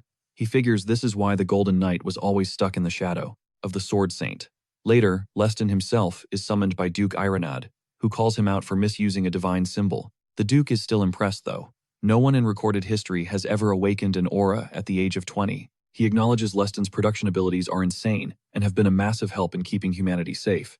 That is why he was recommended to be a Sage of Silver despite his youth and lack of experience. It was a gamble based entirely on his future potential. The Duke states that there won't be any formal disciplinary action this time around. It's not like he caused a major disaster with the divine symbol, but he needs to start acting like he understands his position. He addresses him as Leston first, but then drops his real name, Tesron. A cold reminder that the Sages of Silver are the secret guardians of humanity, controlling the continent from the shadows. They wield enough power to make or break entire nations. But there's a catch. Leston is a total rookie stuck at the bottom of the food chain.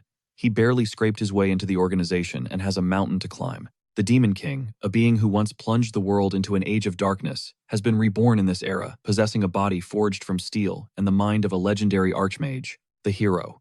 And now, the only question that matters is who's going to be strong enough to stop the cataclysm he's about to unleash. Tesron is making his move, aiming to shut the hero down before he gets back to full power. From his perspective, it's seriously bad news that the hero snagged Illusion's voice. But even for a Demon King, it's not going to be a walk in the park. To reclaim his former glory. See, Illusion's voice is powered by 4 sacred relics. According to Jade, these artifacts are the very source of the Demon King's apocalyptic strength. So the mission is simple. He has to secure those 4 relics before the hero can get his hands on them. Meanwhile, back with the hero's crew, Russ is totally baffled watching them. Draw straws for chore duty. Like, why not just make the elf slave handle it all? He even brings it up with our boy, and gets an answer that hits different. Yeah, the world sees them as property, but the hero refuses to play that game. He considers them his crew, his family. Russ knew he was rolling with a strange crowd full of ridiculously strong martial artists. But no matter who the hero really is, Russ has pledged his sword to him until he becomes a true master. And until that day comes, he's all in, ready to follow any command. A little later, our protagonist boots up the beginner-level challenge on Illusion's voice. He's already bored of the default virtual reality background, so he switches up the scenery and dives into training, smashing magical tiles as they appear. He starts to sweat as the speed ramps up, barely clearing the level by the skin of his teeth.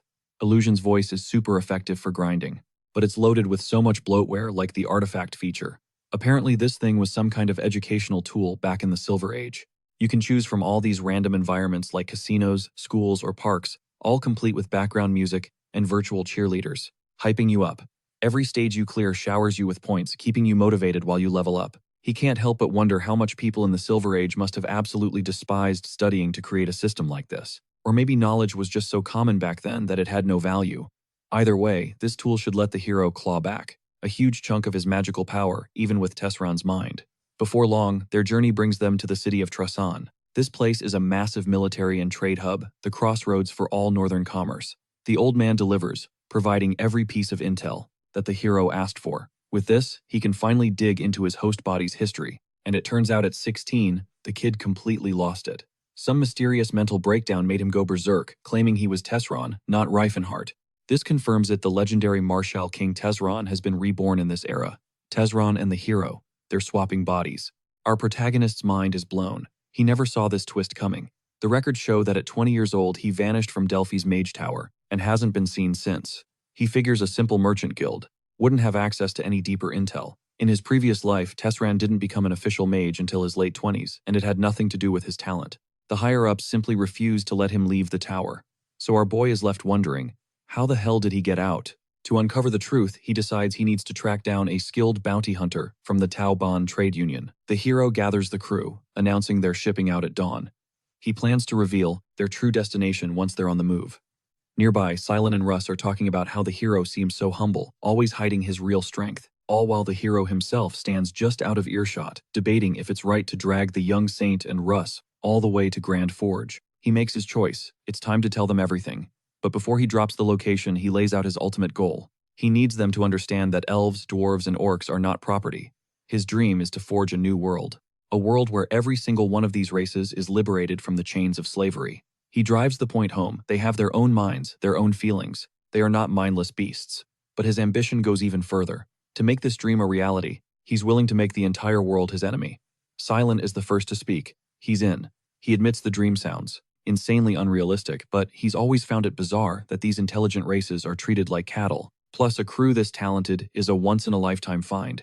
And this gives him a chance to spread the gospel of philanthropy to new races and become a pioneer in history. The young saint is fired up immediately, ready to start ambushing nobles and bust out every slave they can find.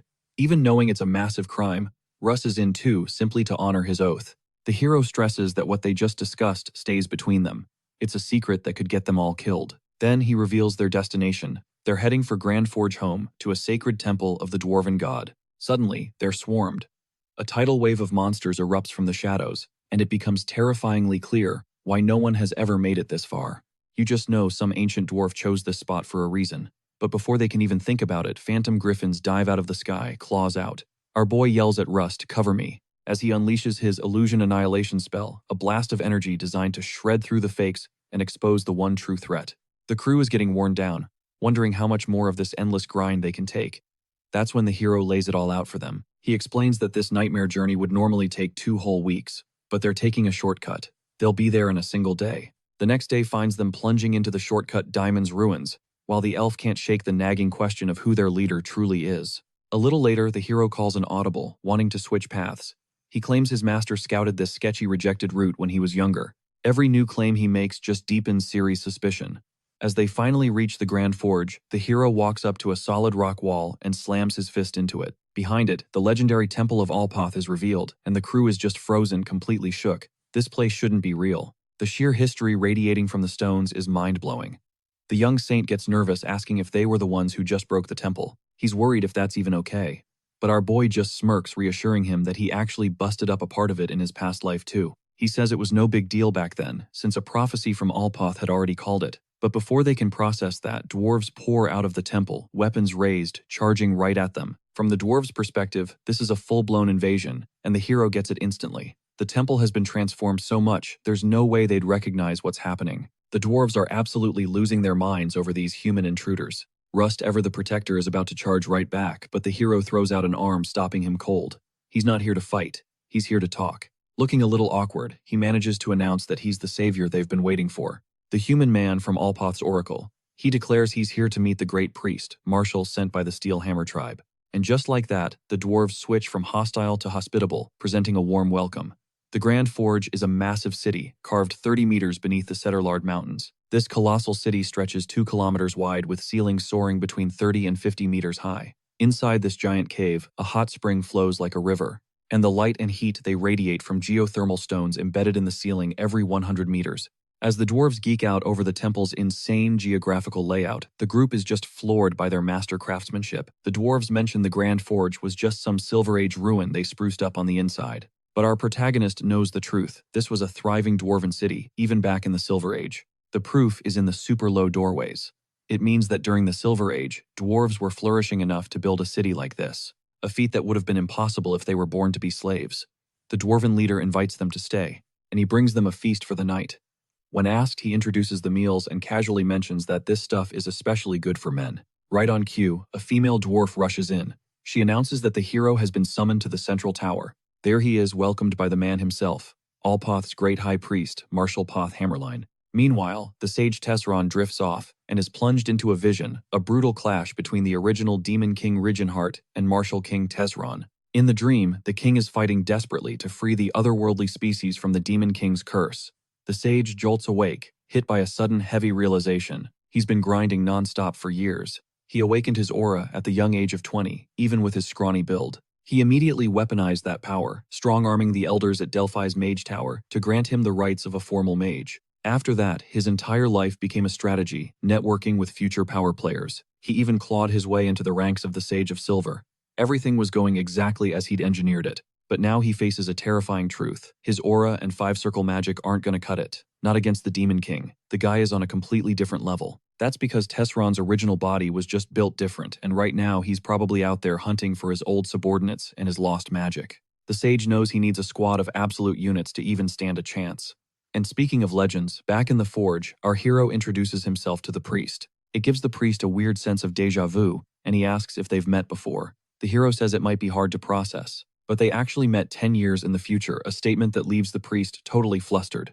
Our boy explains he's traveled through time. He roamed the continent as a great mage, and got tangled up with the otherworldly species while he was searching for a way to reach the god-tier 10th circle, which led to him fighting against all of humanity. He became known as the Demon King of the Antres Empire. He waged war against the entire continent before he finally met his end. He then tells the priest it's his call whether to believe the story or not. He adds a little kicker: if the priest was truly one of his closest and most trusted allies in that timeline, then he would have told him about this before.